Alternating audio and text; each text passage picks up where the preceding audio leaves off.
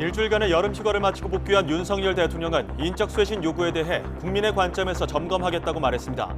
박순애 교육부 장관 경질설에 대해서는 즉답을 피했지만 잦은 사퇴 가능성에 무게가 실리고 있습니다. 국민의힘에서는 비대위원장 선출을 하루 앞두고 정미경 최고위원 등 이준석계로 꼽히는 인사들이 줄줄이 사퇴했습니다. 민주당은 당직자가 기소되면 직무 정지를 규정한 당헌 개정을 두고 당내 논쟁이 격해지고 있습니다. 윤익은 경찰청장 후보자의 인사청문회에서 여야가 경찰국 신설 적법성을 놓고 격돌했습니다. 초대 경찰국장에 임명된 김순호 치안감의 특채 의혹을 두고도 신경전이 벌어졌습니다. 박진 외교부 장관이 윤석열 정부 고위급 인사로는 처음으로 오늘 중국을 방문합니다. 미중 갈등이 최고조에 달한 가운데 내일 있을 한중 외교장관 회담 내용에 관심이 집중됩니다. 코로나19 신규 확진자가 5만 5천여 명으로 월요일 기준 17주 만에 최다를 기록했습니다. 오늘부터 항체 치료제 이부실드 투약이 시작된 가운데 이번 재유행은 이르면 이번 주 안에 정점을 찍을 것으로 전망됐습니다. 수도권과 강원 북부 등 중부지방을 중심으로 국지성 호우가 쏟아지고 있습니다. 올해까지 많게는 350mm의 비가 예보돼 비 피해가 우려됩니다. 뉴스큐 잠시 후에 돌아오겠습니다.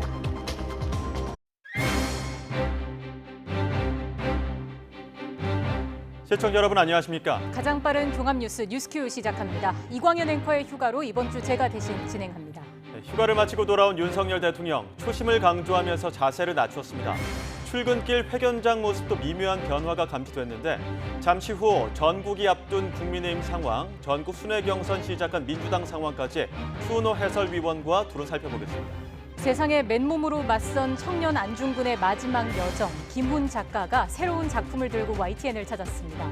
안중근 의사를 그의 시대 안에 가둬놓을 수 없었다며 다시 꺼내놓은 김훈 작가의 하얼빈 이야기 잠시 후에 만나보겠습니다.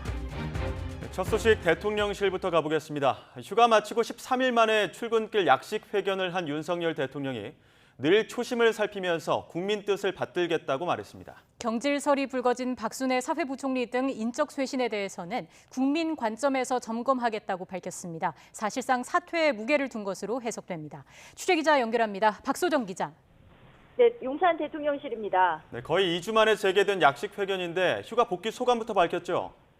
그렇습니다. 지지율이 20%대로 내려앉은 상황에서 휴가를 마치고 복귀한 윤 대통령 표정은 그리 밝지만은 않았습니다.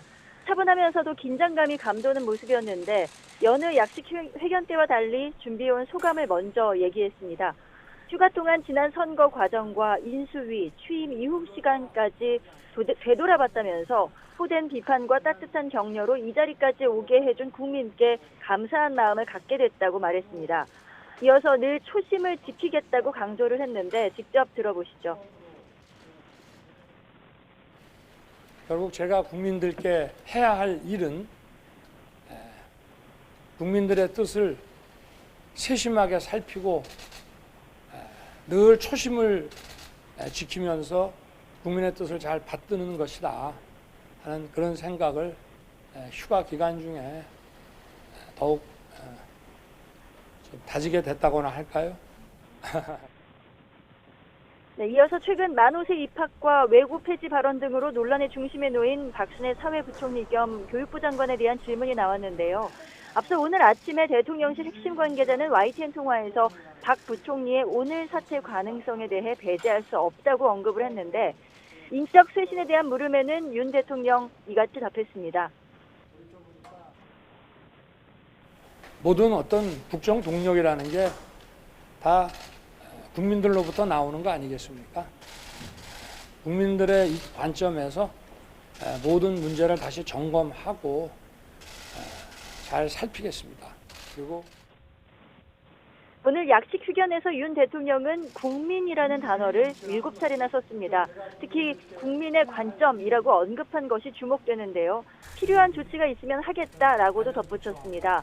부정적인 여론을 염두에 두고 또 박 부총리의 사퇴에 무게를 둔 발언으로 풀이되는데 사실상 경질 수순이라는 게 대통령실 안팎의 해석입니다. 박순애 부총리가 사퇴한다면 윤석열 정부에서 임명된 국무위원으로는 첫 낙마가 됩니다.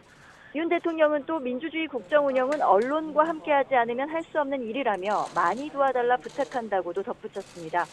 오늘 약식회견은 기존의 대통령과 기자들이 마주보는 일자 라인에서 변화를 줘서 V자 형태로 기자들이 감싸는 형태로 섰는데요. 질문하는 기자들이 많이 보이도록 하면서 소통하는 모습을 강조하려 했다는 게 대통령실의 설명입니다. 대통령실 참모 교체에는 여전히 부정적인 기류로 전해지는 가운데 윤 대통령은 대신 민생 문제 해결에 박차를 가하는 것에 중점을 두고 국정을 이끌겠다는 구상을 하고 있습니다. 오늘 오전에 수석 비서관 회의가 열렸는데요. 이 자리에서 윤 대통령은 국민의 뜻을 세심히 받들기 위해서 소통을 강화하라고 당부했고요. 또 추석을 앞두고 물가 관리, 민생 챙길 것을 지시를 했습니다. 그리고 오찬으로 한덕수 국무총리와 주례 회동을 했는데 이 자리에서는 모든 가용 자원을 총동원해 과감한 추석 대책을 마련하라고 주문했고 개혁 과제 출발은 국민의 마음을 살피는 과정부터 시작해야 한다고도 강조를 했습니다. 이같이 민생을 거듭 강조하면서 국민을 강조한 점, 지지율에서 나타난 국민의 민심을 의식한 것으로 풀이가 됩니다. 지금까지 용산 대통령실에서 YTN 박소정입니다. 윤석열 대통령의 국정수행 지지율이 취임 석 달 만에 20%대로 떨어진 여론조사 결과가 또 나왔습니다. 리얼미터가 지난 1일부터 닷새 동안 전국 18세 이상 2,528명을 조사했더니 대통령이 국정수행을 잘하고 있다는 긍정응답은 29.3%, 잘 못하고 있다는 부정응답은 67.8%였습니다. 지난주보다 긍정평가가 3.8%포인트 하락하고 부정평가는 3.3%포인트 상승해 긍정, 부정 응답의 차이는 38.5%포인트를 기록했습니다. 더 자세한 내용은 리얼미터나 중앙선거 여론조사심의위원회 홈페이지를 참조하면 됩니다. 휴가에서 복귀한 윤석열 대통령에게 학부모와 시민단체가 만 5세 초등학교 입학 학제 개편안 철회를 재차 촉구했습니다. 만 5세 취약 저지를 위한 범국민연대는 기자회견을 열고 윤 대통령이 직접 철회 메시지를 내야 한다며 국민의 관점에 맞추겠다는 대통령의 말을 끝까지 지켜보겠다고 말했습니다. 단체는 오늘부터 용산 대통령실 앞에서 1인 시위에 나서고 내일부터는 지난 5일 이후 중단했던 집회도 재개할 방침입니다. 교육부가 내일로 예정된 국회 상임위원회 업무보고 자료에서 만 5세 입학 추진 방안을 삭제한 것으로 확인됐습니다. 만 5세 입학안을 두고 각계 반발이 거세지자 업무보고 발표 열흘 만에 사실상 정책을 철회한 것으로 풀이됩니다. 교육부는 대신 조기의 양질의 교육 제공을 목표로 다양한 의견을 수렴해 구체적인 추진 방안을 마련하겠다고 밝혔습니다. 일주일간의 휴가를 마치고 업무에 복귀한 윤석열 대통령의 약식 회견을 두고 여야의 반응은 엇갈렸습니다. 국민의 뜻을 받들겠다는 윤 대통령의 발언에 여당인 국민의힘은 무거운 책임감을 느낀다며 힘을 보탰고 야당은 대통령실의 인적 쇄신을 거듭 촉구했습니다. 자세한 내용 국회 취재기자 연결하겠습니다. 엄윤주 기자. 네, 국회입니다. 네, 오늘 윤 대통령이 휴가 복귀 후에 첫 메시지를 내놨는데 여야 반응 자세히 전해주시죠.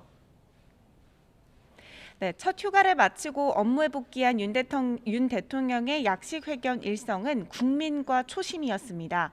이에 대해 국민의힘 양금희 원내대변인은 논평을 통해 국정 운영의 책임을 함께하는 집권 여당으로서 대통령의 발언에 깊게 공감하며 무거운 책임감으로 국민 눈높이의 당내 쇄신과 민생 경제를 위한 개혁 입법에 모든 힘을 다하겠다고 밝혔습니다. 또 모든 문제 해결의 시작은 국민적 관점이라는 점을 명심하고 국민의 목소리를 더욱 경청하고 할 말은 하는 역할을 하겠다고 강조했습니다. 반면 민주당 박홍근 원내대표는 아침 회의에서 대통령실 내각의 전면 인적 쇄신을 거듭 촉구했는데 들어보겠습니다. 이 비상 상황을 대수롭지 않게 여기며 민생 행보 강화하겠다. 더 낮은 자세로 국민 뜻 받들겠다와 같은 하나만한 원론적 접근으로는 대통령의 무능과 무책임만 키울 뿐입니다. 그러면서 박순애 사회부총리 겸 교육부 장관의 사퇴 정도로는 지금의 사태를 돌파할 수 없다며 대통령실과 내각의 전면적 인적 쇄신으로 국정을 조속히 정상화할 것을 강력히 촉구한다고 덧붙였습니다. 자, 그리고 국회에서는 윤희근 경찰청장 후보자에 대한 인사청문회가 열리고 있죠. 네, 오전 10시부터 국회 행정안전위원회는 윤익은 경찰청장 후보자의 인사청문회를 진행하고 있습니다. 예상대로 윤 후보자의 인사청문회 최대 쟁점은 이번 달 출범한 행안부의 경찰국 문제였는데 윤 후보자의 답변 들어보시죠. 행안부 설치를 하는 핵심적인 명분, 논리하고 이것을 반대 일선에서 최유로 집단 반발했는데 집단 반발했던 그 논리를 간단하게 명했습니다. 먼저 행안부에서 경찰국을 설치하려는 취지는 제가 이해하건대 경찰에 대한 민주적 통제 방안의 일환으로 검토되는 것으로 알고 있습니다. 경찰국 신설에 반발해 지난달에 열렸던 전국 경찰서장 회의를 주도한 류삼영 총경에 대한 징계를 해제할 수 있느냐, 이 야당 의원의 질의도 있었는데요. 들어보겠습니다. 제가 판단할 때 이분이 무슨 역모를 피한 것도 아니고 무슨 구스타타를 일으킨 것도 아니고 반란을 일으킨 것도 아닌데 징계를 해제해서 경찰들의 사기를 올려줄 수 있는 그런 의향이 있는지 또 의지가 있는지 이것까지 답변해 주시기 바라겠습니다. 현재 사실관계 확인 진행 중이라는 말씀을 드리고요. 민주당은 이와 함께 초대 경찰국장에 임명된 김순호 치안감과 관련한 특채 의혹도 윤 후보자 청문회를 통해 검증하겠다고 밝혀 치열한 신경전이 이어졌습니다. 네, 각 정당 상황도 알아보겠습니다. 우선 국민의힘 이준석계로 분류된 정미경 최고위원에 이어서 한기호 사무총장 등도 잇따라 사퇴했죠. 네, 국민의힘 지도부에선 친이준석계로 분류되어 온 정미경 최고위원과 한기호 사무총장이 오늘 잇따라 사퇴하겠다고 밝혔습니다. 두 사람 사퇴의 변 들어보겠습니다. 당의 혼란과 분열 상황을 빨리 수습해야 하는 것이 먼저라고 생각했습니다. 늘 우리가 부르짖어 왔던 당과 나라를 위하여, 윤석열 정부의 성공을 위하여 그 밑거름에 저의 선택이 필요하다면 피할 수 없는 책임을 져야 한다고 생각했습니다. 새 술은 새 푸대에 담아야 된다고 그러잖아요. 결국은 비대위원장이 내일 뽑히게 되면 새로운 사무총장을 임명하는데 제가 물러나야지 부담이 없으시죠. 그래서 당을 위해서 먼저 물러나 주세요. 이렇게 이준석계 지도부 인사들이 줄사퇴하면서 비대위 중심으로 당을 수습하는 방향에 힘이 더욱 실리게 됐습니다. 하지만 이와 별개로 비대위 출범이 곧 당대표직 해임인 이준석 대표의 반발은 거세지고 있습니다. 오는 13일 기자회견을 열기로 했는데 사실상 법원의 효력정지 가처분 신청 등 법적 대응에 나선다는 뜻으로 풀이됩니다. 여기에 이 대표를 지지하는 당원들이 온라인상으로 조직된 국민의힘 바로 세우기 단체는 오늘 국민의힘의 진짜 주인은 과연 누구인가 이 주제를 가지고 토론회를 열었습니다. 현재 비대위원장으로는 당내 최다선 의원 중 한 명인 오선의 주호영 전 원내대표가 유력한 것으로 전해졌습니다. 네, 민주당 상황도 자세히 설명해 주시죠. 네, 민주당은 주말 동안 전국 순회 경선을 치르는 등 전당대회가 한창인데요. 초반부터 압승을 거둔 이재명 의원은 어대명을 넘어 확실히 대표는 이재명, 이른바 확대명으로 독주 체제를 굳히는 분위기입니다. 하지만 당직자 기소 시 직무 정지를 규정한 당원 80조 개정론이 착수를 두고 당내 논쟁이 심화하고 있는데요. 사실상 사법 리스크를 앞둔 이재명 방탄용 개정이라는 반박이 커지고 있는데 박용진 의원은 오늘 아침 기자들과 만나 특정인 누구를 위해서 그런 일이 벌어져 또 다른 사당화의 논란, 또 다른 패배로 가는 그런 일이 있어서는 안 된다며 이 의원을 겨냥했습니다. 그러면서 당대표 권한을 축소하는 내용을 담은 당 혁신안을 발표하며 지지를 호소했습니다. 지금까지 국회에서 YTN의 너민주입니다. 네, 앞서 여러 차례 말씀드렸지만 윤석열 대통령이 취임 후 첫 휴가를 마치고 오늘 업무에 복귀했습니다. 기자들과의 출근길 문답에서 초심을 강조했습니다. 내일 비대위 전환을 앞둔 국민의힘에서는 전운이 감돌고 있고 전당대회가 한창인 민주당에서는 이재명 후보가 초반 독주 체제를 굳히는 가운데 당헌 개정 논란도 가열되고 있습니다. 정치권 다양한 소식들 추은호 해설위원과 이야기 나눠보겠습니다. 어서 오십시오. 네, 안녕하세요. 오늘 출근길 문답이 있었는데 출근길 기자회견장 모습도 이전과는 조금 다른 모습이 있었습니다. 어떻게 보셨습니까? 일단 대통령실에서 과거와 조금 바꾼 것은 뭐냐면은 그 카메라 기자들 위치를 좀 바꿨더라고요. 네. 예. 그래서 뭐 지금까지 정면에서만 촬영했는데 측면에서도 찍게 하고 또 뒷면에서도 찍게 하고 좀 다양한 인서트 카트를 만들었다. 이런 정도의 변화된 모습은 보였는데 예. 가장 큰 변화는 그 무엇보다도 대통령이 기자들이나 이제 국민들을 대하는 태도에서 좀 변화가 느껴졌다는 거죠. 뭐냐면은 그동안 이 출국기 문답에서 대통령이 과거에 격앙된 어조 또 어떻게 보면은 좀 큰 제스처 이런 것들을 많이 하지 않았습니까?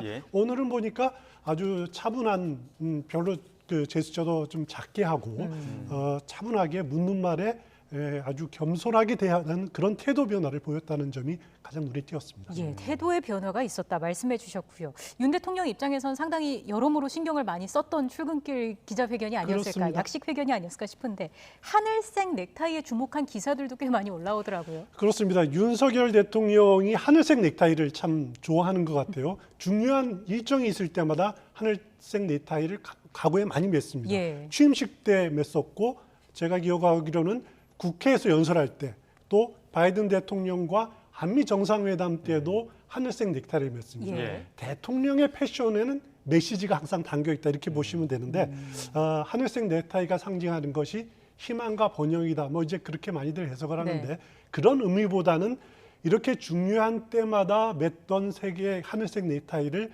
출근길에 다시 맸다라는 것은 새 출발하겠다. 또 이 오늘 이렇게 출근길 그 문답을 정말 중요하게 받아들이고 있다라고 하는 그런 뜻을 담고 있는 것 같아요. 하지만 저는 보면서 대통령의 패션에 아직도 여전히 문제가 있다. 넥타이를 느슨하게 맨다든지 맵시 있게 그 잘 못 입는다든지 양복을 그런 것들을 보면은 아직까지도 대통령이 좀 더 정제된 이미지 그리고 세련된 이미지 뭐 소탈한 이미지도 좋지만은 그런 것들을 좀 더 가다놓을 필요가 있지 않느냐 그런 느낌을 받았습니다. 예, 앞으로 또 출근길을 통해서 그런 부분이 또 보완될지도 좀 지켜보면 좋을 것 같고요. 오늘 뭐 겸손의 자세로 또 새 출발이라는 어떤 정치적 메시지를 강조했던 윤석열 대통령 출근길 문답에서 휴가 복귀 소감부터 밝혔는데요. 어떤 질문 또 어떤 답변이 나왔는지 화면으로 먼저 보고 다시 이야기 나누도록 하겠습니다. 오랜만이죠? 아이고, 한 열흘 만에 뵙는 것 같은데 반갑습니다. 저도 한 1년여 전에 정치를 시작하고 처음으로 이런 휴식의 시간을 가졌습니다. 부족한 저를 국민들께서 불러내서 또 어떨 때는 호된 비판으로 또 어떨 때는 따뜻한 응원과 격려로 이 자리까지 오게 해주신 국민들께 감사하는 마음을 먼저 다시 한번 갖게 됐고 결국 제가 국민들께 해야 할 일은 국민들의 뜻을 세심하게 살피고 늘 초심을 지키면서 국민의 뜻을 잘 받드는 것이다 하는 그런 생각을 휴가 기간 중에 더욱 다지게 됐다고나 할까요? 국민들의 관점에서 모든 문제를 다시 점검하고 잘 살피겠습니다. 올라가서 살펴보고 필요한 조치가 있으면 하고 그렇게 일을 해 나가겠습니다. 네, 오늘 출근길 발언의 키워드를 꼽아주신다면요. 일단 초심이라는 표현이 눈에 띄고요. 그리고 국민의 관점 이 두 가지가 눈에 띄는데 오늘 저는 이제 대통령이 출근길 그 문답에서 혹시 자성이라든가 반성 이런 표현이 담기지 않았을까 예상을 했습니다만 그런 표현은 담기진 않았습니다. 대신 사용된 것이 초심을 지키겠다라는 표현들. 이것은 결국 대통령의 국정 수행 지지도가 모든 대부분의 여론조사가 20%대로 이렇게 떨어지는 것으로 나타나지 않았습니까? 본인도 굉장히 위기의식을 느끼고 있다. 그러니까 결국 국정 지지율의 하락은 뭐냐면은 원인은 본인 자신에게 있다라는 것을 인정하고 그래서 초심으로 돌아가겠다라고 하는 의지를 밝힌 거다라는 생각이 들고요. 또 하나는 국민의 관점이라는 표현을 썼습니다. 그건 예. 인사와 관련돼서 쓴 표현들인데 예. 지금까지 윤석열 대통령이 인사에 대한 질문을 받으면 했던 것이 뭐냐면은 우리는 능력 위주로 했다. 또 묵묵히 열심히 일하면은 언젠가는 국민이 알아주겠다. 누가 뭐래도 내 갈 길 가겠다라고 하는 마이웨이 선언을 계속해왔단 말이죠. 예. 그것은 결국 뭐냐면은 국민의 관점이 아니라 대통령의 관점에서 바라봤다는 거죠. 그거를 국민의 관점으로 이제 바꾸겠다라고 하는 거. 그것은 어떻게 보면은 국정 수행에서 이렇게 대통령의 그 스타일에서 변화가 이제 앞으로 예고되는 것 아니냐 이런 기대를 하게 됩니다. 그것이 과연 현실로 구체화될지 여부는 지켜봐야 될 것 같습니다. 예, 인사 관련해서 언급한 부분이 한 가지가 더 있는데 박순애 교육부 장관과 관련해서 인적 쇄신 질문에 살펴보고 조치하겠다 이런 부분이 나오다 보니까 자진 사퇴 형식의 어떤 사실상의 경질 아니냐 이런 얘기 나왔거든요. 그렇습니다. 국민의 관점에서 살펴보겠다라고 표현을 했기 때문에 경질 사실상 경질이 아니겠느냐. 물론 형식은 자진 사퇴 기회를 주겠지만은 예. 그러면 그 시기가 언제냐 가지고 오늘 기정사실화 이렇게 네. 되는 보도들이 많았습니다. 아직 일과 시간까지 2시간 정도 남아 있기 그렇죠. 때문에 예. 사퇴 가능성 저는 다분히 있다고 예. 생각이 되고요. 예. 물론 한덕수 국무총리와 주례회동에서 이 문제를 논의했을 겁니다. 그리고 아마 국무총리의 양해를 받아서 또 본인에게 그 박순애 교육부총리에게 통보하고 이렇게 전달하는 과정들이 진행이 되지 않을까라는 생각이 들고요. 예. 그런데 이제 또 일각에 다른 생각할 수 있는 것이 만약에 오늘 안 하게 되면은 네. 내일 국회 교육위원회가 예고가 있죠. 되어 예. 있습니다. 야당은 또 잔뜩 벼르고 있거든요. 예. 인사청문회 버금가는 그 검증을 하겠다라고 벼르고 있는데 만약에 그 경질할 거면은 오늘 하는 것이 적당하죠. 예. 내일 국회 교육위원회 그 야당의 또 그 청문회 그 준하는 공세에 내세우는 것보다는 예. 하는 것이 오늘이 적당하죠. 그런데 아직은 그 2시간 남겨놓은 시기이긴 하지만은 아직까지 어떤 절차가 진행되는지는 좀 두고 봐야 될 것 같습니다. 그러게요. 네. 소식이 들어오게 되면 저희도 바로 전해드리도록 하고요. 일각에선 사퇴만으로는 부족하다 이런 지적도 나오고 있는데 인적 쇄신 요구가 계속해서 여야 모두에서 나오고 있는 상황입니다. 일단 현재 상황에서 추가 인적 쇄신이 필요할지 또 따져봐야 할 것 같고요. 그리고 윤석열 대통령이 이걸 단행할지 또 다른 문제일 것 같거든요. 그렇습니다. 만약에 인사 그 쇄신을 한다면 그러면 정부에서 추가로 할 인사가 있느냐는 예. 거죠. 일단 야당에서는 노리는 걔가 그 요인으로 꼽는 것이 이상민 행정안전부 장관을 교체해라 이렇게 네. 요구를 하지 않습니까? 하지만 윤석열 대통령 입장에서는 어떻게 보면은 이상민 장관이 나름대로 경찰국 신설이라든가 이런 것들 열심히 하고 있고 또 어떻게 보면 총대를 메고 있다라고 보여지고 볼 수도 있는 거거든요. 그리고 2000 화재 사건 때 현장 방문하고 나름대로 열심히 하고 있는데 이렇게 불쑥 바꿔버리면은 대통령이 영이 서겠느냐. 그래서 아마 저는 교체의 가능성은 희박하지 않느냐라는 생각이 듭니다. 예. 대통령실에 대한 개편 요구도 거센데 일단 취임 100일도 안 돼서 대통령실을 인사들을 비서실장이라든가 수석들을 교체하는 것이 올바르지 않다. 대통령 인사 스타일과 안 맞다라고 하는 분석들이 많은 것 같아요. 하지만 저는 다시 돌아봐야 될 게 뭐냐면은 과연 대통령실이 그 존재 자체가 있었느냐, 유명무실하지 않았느냐, 대통령의 리스크를 제대로 관리했느냐라고 하는 비판을 받을 수밖에 없다는 거죠. 예. 그렇기 때문에 뭐 100일이 안 됐더라도 필요한 부분이 있더라면은 교체가 필요한 것 아니냐 이런 생각을 합니다. 과거에 박근혜 대통령 시절에 허태열 비서실장을 비롯한 수석들이 대통령의 첫 휴가가 마치고 곧바로 교체가 된 적이 네. 있습니다. 물론 그때는 대통령 취임 일자가 다르죠. 2월 말이었습니다. 했기 때문에 한 5달 만에 바뀐 건 하기는 합니다만은 예. 분위기 쇄신을 위해서는 대통령이 인사로서 이렇게 할 수 있는 카드가 하나 있고요. 국정 분위기 쇄신용으로. 또 인사라는 것은 대통령은 인사로 말을 합니다.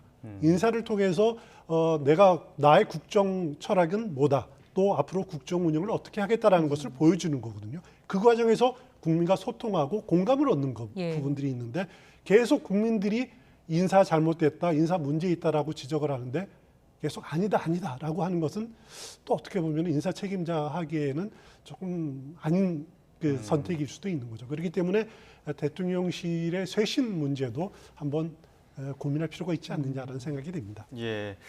지금 뭐 우여곡절 끝에 비대위 전환을 앞둔 국민의힘 소식도 좀 짚어봐야 될 것 같습니다. 내일 전국위가 예정돼 있는데 이런 상황에서 정미경 최고위원, 이준석계로 대표되는 정미경 최고위원이나 또 이준석 대표가 지명했던 한기호 사무총장 잇따라 사퇴를 했습니다. 그렇습니다. 마지막까지 압박을 가할 수밖에 없는 그런 상황이 되지 않았습니까?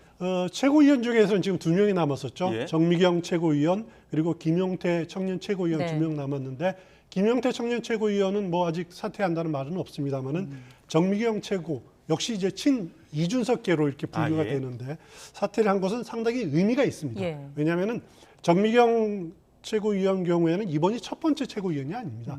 2019년 황교안 대표 시절에도 한 차례 최고위원을 된 적이 있었거든요. 어떻게 보면은 정미경 최고위원으로서는 당이 더 이상 망가지는 것은 막아야겠다. 그러기 위해서는 이준석 대표가 이제는 물러날 때가 아니냐라고 하는 그런 나름대로 충정심이 그 발로가 아닌가라는 생각도 들고요. 예. 또 현실적으로 내후년에 선거 총선이 있는데 당이 어떻게 바뀔지 모르는데 본인 공천 문제도 생각하지 않을 수가 없는 거거든요. 예. 현실적인 문제들 이렇게 감안했을 때 지금은 대세가 결정이 됐다. 이렇게 보고 있는 것 같습니다. 예. 예. 그리고 정미경 최고위원이 이준석 대표를 향해서 법적 대응을 만류했습니다만 일단 이준석 대표의 생각에는 변함이 없는 것 그렇습니다. 같습니다. 그런 것 일단 이번 같습니다. 주 토요일에 그 기자회견을 예고한 상태인데 어느 정도 수위의 발언이 나올까요? 일단 8월 13일 왜 토요일을 하느냐 이거 가지고 예. 설왕설래가 많은 것 같은데 본인은 별 의미가 없다라고 합니다. 사실 토요일에 8월 13일이라는 날은 기자회견하기는 좋은 날이 아닙니다. 언론에서 이렇게 많이 쓸 수 있는 날이 아니거든요. 예. 왜냐하면 또 8월 15일 광화문 그 광복절 연휴가 시작되는 예. 날 아닙니까? 그렇기 때문에 날은 좋지는 않은데 만약에 이 날을 택했다라는 것은 비대위가 출범하는 것을 보겠다. 비대위원장이 선출이 되고 물론 그 기간까지 비대위가 다 구성이 될지는 모르겠습니다만은 비대위원장이 체제로 전환되고 또 자신이 가처분 신청까지 한다라면은 그것까지 완료한 다음에 그 기자회견을 하겠다, 국민들한테 말을 하겠다라고 하는 뜻이 담겨 있지 않은가라는 생각이 듭니다. 지금으로서는 이준석 대표가 가처분 신청을 철회하겠다라고 하는 조짐은 아직까지는 보이지 않는 것 같아요. 그렇죠. 가처분 신청을 기정사실하고 한다라면은 예. 본인이 앞으로 어떻게 당내에서 혹은 그 신당 창당 가능성이 있는지 이런 것까지도 아마 언급을 그 기자들이 물어볼 거고 거기에 대해서 대답을 할 건데 정말 기자회견에서 무슨 말을 할지 저도 개인적으로 예. 관심이 많이 쏠리고 있습니다. 네. 국민의힘 내부에서는 또 이와 관련해서 갈리는 목소리가 나오고 있습니다. 이준석 대표에게 선당 후사를 요구하는 목소리 그리고 이에 대한 반발까지 있는데요. 듣고 다시 이야기 나누도록 하겠습니다. 그래서 이준석 대표가 이렇게 사표를 낸다든가 나는 이렇게 억울한 점이 있지만 그러나 당이 이렇게 어렵고 혼란스러우니까 내가 그러면 헌신하는 자세로 또 선당 후사하는 자세로 내가 사표를 내겠다. 그리고 후위를 도모하겠다 하는 그런 자세를 보여줬으면 좋겠다 하는 말씀을 드리는 거죠. 왜 억울하게 만들어 놓고 그 억울함을 꼭 참으라고만 합니까? 그 억울하게 만든 사람들이 동의하기가 참 어렵습니다. 우선적으로 억울하게 만든 상황에 대해서 저는 비판을 하시고 예. 그러고 나서 참아라. 이렇게 얘기하는 것이 저는 맞지. 조금은 억울한데 억울함을 참고 그냥 물러나라. 이렇게 얘기하는 것은 좀 강자의 논리로 저는 느껴집니다.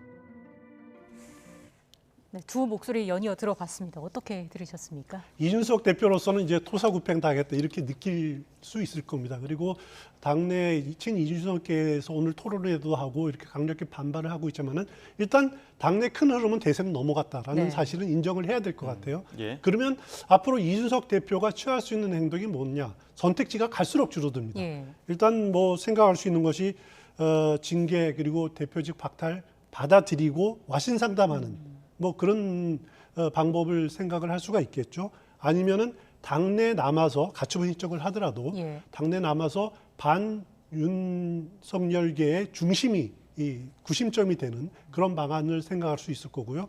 또 하나는 더 나아가서 신당 창당을 노려볼 만한 상황을 만들 수 있는 그런 조성하는 방안이 있는데 저는 개인적으로는 이준석 신당 가능성이 무척 낮다라고 봅니다. 뭐냐면은 이준석 대표가 신당 창당에 깃발을 꽂더라도 따라 나갈 의원들이 별로 없습니다. 따라 나갈 사람들이 없습니다. 물론 김웅, 하태경 의원들이 동조 섞인 발언들을 많이 하지만은 그런 발언하는 거랑 당을 같이 새로 만든다라는 것은 정말 차원이 다른 문제거든요. 그래서 이준석 대표의 신당 창당 가능성은 세력 형성이 한계가 있을 거다라는 거고 가장 결정적인 문제는 뭐냐면은 이준석 대표의 상징이 세대포 이론이죠. 이전에 보수 정당의 60, 70대 전통적인 지지층에 더해서 이준석 대표를 상징하는 20, 30대가 힘을 합쳐서 민주당 지지세 강한 40, 50대를 포위한다라는 건데 그 핵심은 뭐냐면은 그 고령층, 전통적인 국민의힘 지지층이 바탕이 돼야지 세대포 이론이 힘을 받는 거거든요. 그런데 그 지지층이 없는 이준석만의 20, 30대 청년 정당 저는 아주 실현 가능성이 떨어지는 굉장한 힘든 구호가 아닌가라는 생각이 듭니다. 지금 어찌됐든 간에 당 내에서 선택지를 찾아야 되는 게 지금 이준석 대표에게는 중요한 상황이 될 텐데 이와 관련해서 지금 조경태 의원은 지금 이 비대위를 꾸려간다는 게 과연 뭐 주호영 비대위가 꾸려진다고 해서 혁신위가 되겠느냐 이런 부분을 얘기하면서 바지 사장 이야기까지 했거든요. 그렇습니다. 일단 비대위원장은 주호영 의원이 가장 유력하다라고 하는 것이 일반적인 분석이고 그럴 가능성이 높아 보입니다. 그러면은 주호영 비대위 이 체제가 구성이 되면은 과연 관리형이냐 혁신형이냐 혁신할 수 있겠느냐 이런 문제가 발생을 합니다. 주호영 의원의 성향을 보면은 강하게 당의 그립을 잡는 스타일은 아닙니다.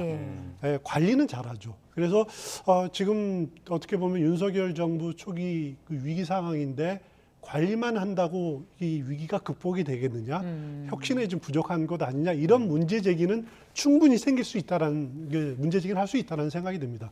그렇다고 관리만 한다고 해서 그러면은 이제 일부 김기현 의원이라든가 주장하는 것처럼 9월이나 10월에 조기 전당대회는 까지는 좀 아니지 않느냐라는 것이 저는 개인적인 생각이고요. 그래서 내년 1월 혹은 2월에 새 대표를 뽑는 정당대회가 열리지 않겠느냐. 그래서 관리형과 혁신형이 나름대로 절충한 그런 비대위가 될 것이다. 주호영 비대위원장 체제가 들어서면은 어느 정도 상황을 관리하면서 그래도 조금은 당의 혁신을 이끄는 방향을 그런 방향을 좀 제시하지 않을까라는 생각이 듭니다.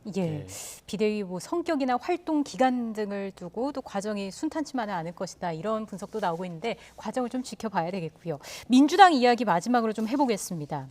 이재명 후보가 1, 2차 순회 경선에서 70%대 득표율을 보였습니다. 그렇습니다. 이게 예상했던 수준인가요? 아니면 예상보다 더 나온 건가요? 일단 권리당원들 대상으로 한 거죠. 75%가량이 되는데 저는 예상된 수치라고 생각이 됩니다. 왜냐하면 1차, 2차 권리당원을 투표 대상 지역이 1차는 강원도와 TK입니다. 아시다시피 TK는 이재명 후보의 고향이거든요. 그렇기 때문에 많은 득표가 나온 것은 충분히 예상했던 부분들이고 2차 투표 지역이 인천과 제주입니다. 인천하면 또 이재명 후보의 지역구 아닙니까? 그렇기 때문에 75% 가까운 득표 저는 개인적으로 예상을 했고요. 얻을 만큼 얻었다는 거고 이제 남아있는 지역이 좀 이번 주말에 PK 지역을 합니다. 그리고 일요일은 충청 지역을 하는데 충청 지역은 강원식 후보의 지역구입니다. 그렇기 때문에 강원식 의원이 어느 정도 따라잡느냐라는 문제고 그 다음 주로 넘어가면은 호남으로 가는데 호남은 박용진 의원이 전북 출신 아닙니까? 그래서 거기서는 또 이제 충청과 호남에서는 조금 판세가 바뀔 거다. 그렇게 분석이 됩니다. 이재명 의원의 압도적인 약진도 눈에 띄지만 친 이재명계의 최고위원들 후보도 또 약진이 눈에 띄거든요. 이 그렇습니다. 8명 중에서 5명을 최고위원으로 뽑는데 이 지금까지 5등 안에 순위에 든 사람이 친 이재명계가 4명이라는 겁니다. 그것은 앞서 말씀드렸듯이 1차, 2차 권리당원 투표가 이재명 후보에게 유리한 지역에서 이루어졌기 때문에 이런 그 득표가 나왔던 것 같고 앞으로 좀 진행이 될수록 조금 더 최고위원 순위의 변화가 진행될 가능성은 상당히 있어 보입니다. 네, 여기까지 듣도록 하겠습니다. 지금까지 추은호 해설위원과 전국 상황 짚어봤습니다. 오늘 말씀 고맙습니다. 고맙습니다.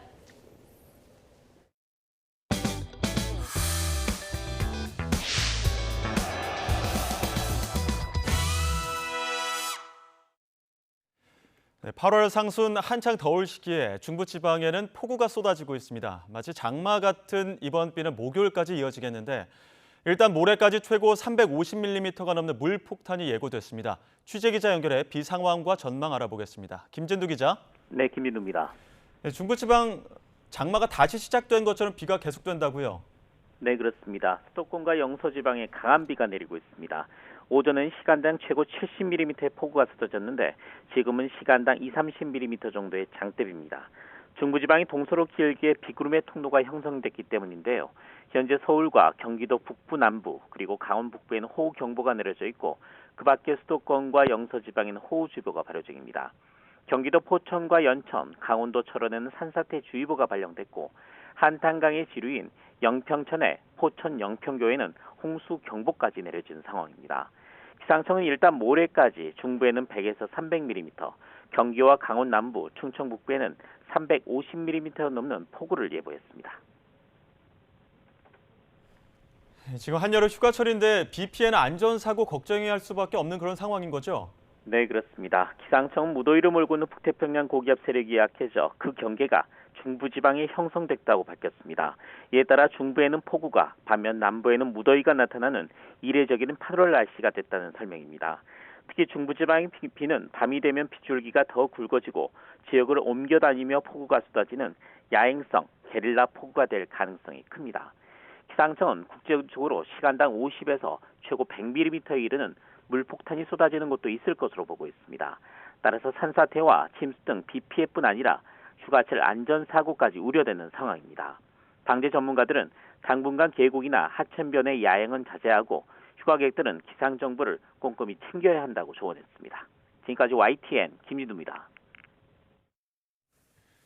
네, 북한 지역에도 많은 비가 내리면서 임진강 수위도 계속해서 상승하고 있습니다. 하류 지역의 범람 피해가 우려되고 있는데 한탄강 지류에는 이미 홍수 경보까지 내려졌습니다. 현장에 나가 있는 취재기자 연결해 상황 알아보겠습니다. 임성재 기자. 네, 경기 연천군 군남댐에 나와 있습니다. 네, 접경 지역에 있는 군남댐, 북한의 방류 상황과도 밀접하게 연관돼 있는데 현재는 비가 그친 것 같습니다. 네, 이곳 군남댐 주변은 세찬비가 내렸다 그쳤다를 반복하고 있습니다. 오전 시간대에는 시간당 최대 85mm의 강한 비가 쏟아지기도 했는데요. 현재 숨은 13개 가운데 모두를 열고 수위를 조절하고 있는데 마치 폭포 같은 흙탕물이 빠르게 흐르고 있습니다. 새벽 이미 25m 수준이던 이곳 수위는 현재 28m 수준을 유지하고 있습니다. 2,500톤 상당의 유입량을 그대로 내보내고 있는 겁니다.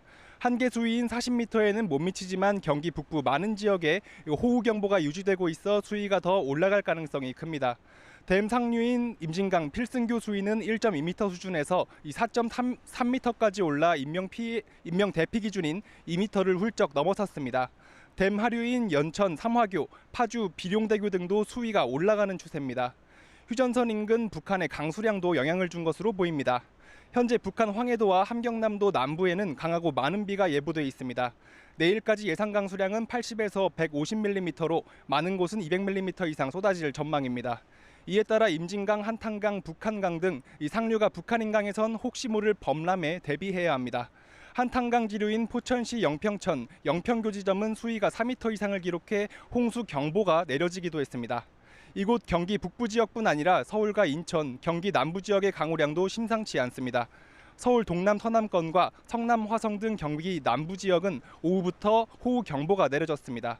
호우 경보는 3시간 강우량이 90mm 나 12시간 강수량이 180mm를 넘을 것으로 예상될 때 내려집니다. 이 모레까지 100에서 300mm, 많은 곳은 350mm 이상 비가 내릴 것으로 전망되고 있는데요. 이 행안부는 오늘 아침 7시 반을 기해 호우 위기경보 수준을 주의로 격상하고 중대본 1단계를 가동했습니다. 기상청은 하천변 사창로나 지하차도 등을 이용하다 고립될 우려가 있다며 특히 유의해야 한다고 당부했습니다. 지금까지 경기 연천군 군남댐에서 YTN 임성재입니다. 코로나19 신규 확진자가 월요일 기준으로 17주 만에 최다를 기록했습니다. 이번 재유행은 이르면 이번 주에 정점을 기록할 전망인데 고위험군 관리만 잘 되면 엔데믹이 멀지 않았다는 전문가의 진단도 나왔습니다. 4회 2부 연결하겠습니다. 김현아 기자. 네, 김현아입니다. 네, 엔데믹이 멀지 않았다 이런 발언이 나왔는데 어떤 뜻입니까? 네, 코로나19의 위험도가 떨어져서 계절 독감 같은 풍토병 수준이 될 수 있다는 내용입니다. 정기석 국가 감염병 위기 대응 자문위원장의 발언인데요. 비록 지금은 코로나 유행이 계속되고 있지만 고위험군을 철저히 보호하면 엔데믹이나 독감 수준으로 위험성을 낮추는 시기가 멀지 않았다고 강조했습니다. 정 위원장이 주목한 근거는 코로나 치명률입니다. 오미크론 변이 유행 이후 치명률이 0.06%로 떨어진 데 이어서 최근엔 0.04%까지 낮아졌다는 조사도 나오면서 독감 치명률에 다가갈 수 있다고 본 겁니다. 위중증 피해 방지 차원에서 오늘부터는 코로나19 항체 치료제 이브실드의 투약도 시작됐습니다. 이브실드는 기존 백신이 잘 듣지 않거나 백신을 맞기 힘든 면역 저하자들에게 처방되는데 중증화를 막는 게 목적입니다. 코로나19에 감염된 적이 없어야 맞을 수 있고 감염 예방 효과는 최소 6개월간 지속하는 거로 알려졌습니다. 네, 코로나 재유행이 정점을 향해 가고 있다고요. 네, 이르면 이번 주 정점에 이를 것으로 예상됩니다. 오늘 0시 기준 코로나19 신규 확진자는 55,292명으로 전주보다 10,000명 정도 늘었는데 방역당국은 증가폭이 계속 줄고 있어 이르면 이번 주, 늦어도 다음 주에는 정점을 기록할 거로 내다봤습니다. 다만 위중증과 사망자는 이달 말까지 계속 늘어날 전망인데요.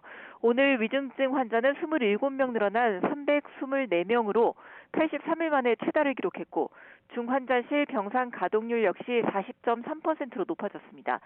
재택치료자는 60만 명에 육박합니다. 신규 사망자는 29명으로 치명률은 0.12%를 유지하고 있습니다. 지금까지 4회 2부에서 YTN 김연아입니다. 이달 중순에 시작되는 후반기 한미연합연습 을지 자유의 방패를 앞두고 군이 코로나19 재확산 긴급 점검에 나섭니다. 이종섭 국방부 장관은 모레 각 군 총장 등 주요 지휘관들을 소집해 군내 코로나19 재확산 상황을 긴급 점검하고 감염 확산 방지 대책 등을 논의할 전망입니다. 군내 코로나19 신규 확진자는 어제 기준 1,243명으로 확산세가 계속되고 있습니다. 추경호 부총리가 추석 민생 안정 대책과 함께 국민 주거 안정 실현 방안을 이번 주에 발표하겠다고 밝혔습니다. 또 조선업 등 일부 산업 현장의 구인난을 해결하기 위해 외국 인력 도입을 서두르겠다고 덧붙였습니다. 오늘 비상경제장관회의 발언 내용 잠시 들어보시겠습니다. 물가 등 민생 대책을 속도감 있게 이행하고 추석 민생 안정 대책과 국민 주거 안정 실현 방안 등 추가 대책도 금주 중 발표토록 하겠습니다. 일부 산업 현장에서는 구인난을 고수하고 있습니다. 미입국 외국 인력 42,000명과 하반기 배정 인력 21,000명은 신속히 입국할 수 있도록 조치하고 네, 수많은 문학과 예술 작품에서 다뤄진 안중근 의사, 그 내면은 어땠을까요? 역사가 기록하지 못한 인간 안중근의 고뇌가 소설로 재현됐습니다. 얼마 전 그 작업을 마친 김훈 작가 나오셨습니다. 책 이야기 나눠보겠습니다. 어서 오십시오. 네, 안녕하세요. 김훈입니다. 예, 하얼빈이라고 하면 많은 국민들이 제목에서도 유추할 수 있겠지만 안중근 의사의 생애 가운데서 거사 직전과 그리고 그 후의 짧은 시간을 압축적으로 다뤘습니다. 일단 하얼빈이라는 책 소개부터 좀 해주시죠. 네, 이 책은 안중근의 생애 중에서 아주 극히 일부만을 다루고 있습니다. 안중근 의사가 이제 블라디보스톡을 떠나서 하얼빈으로 가는 일주일, 그 동안에 또 이도는 대련을 떠나서 하얼빈으로 오고 있었어요. 예. 그러니까 두 인물이 이렇게 극적으로 하얼빈에서 만나는 것이죠. 거기서 이제 고사를 하고 나서 사형을 당하기까지 한 5개월 정도의 시간 배경을 소설에 담았습니다. 예. 두 인물이 하얼빈에서 극적으로 만났다고 표현을 네. 해주셨는데 그러한 이야기도 잠시 후에 나눠보도록 하고요. 젊었을 때부터 생각해둔 일이었다. 이 집필 과정을 그렇게 또 설명을 해주셨습니다. 왜 이 안중근의 이야기를 쓰고 싶으셨는지도 좀 답변해 주시죠. 제가 대학교 다닐 때 안중근 신문 저서를 읽었어요. 예. 그래서 안중근 의사가 체포된 다음에 일본 그 검찰에 끌려가서 신문을 받는 대목이죠. 예. 관동 도덕부 검찰부 그리고 이제 재판에서 신문 받는 기록을 읽었는데 그걸 보니까 참 그 안에 그 인간의 그 야만성, 제국주의가 갖는 야만성과 거기에 저항하는 그 젊은이들 그 에너지 같은 게 거기 들어있더군요. 예. 그때 큰 충격을 받았어요. 그래서 이걸 내가 언젠가는 뭔가 글을 쓰게 되겠다는 예감을 받았는데 그로부터 50년 후에 완성을 했어요. 50년이 예. 걸렸어요. 50년.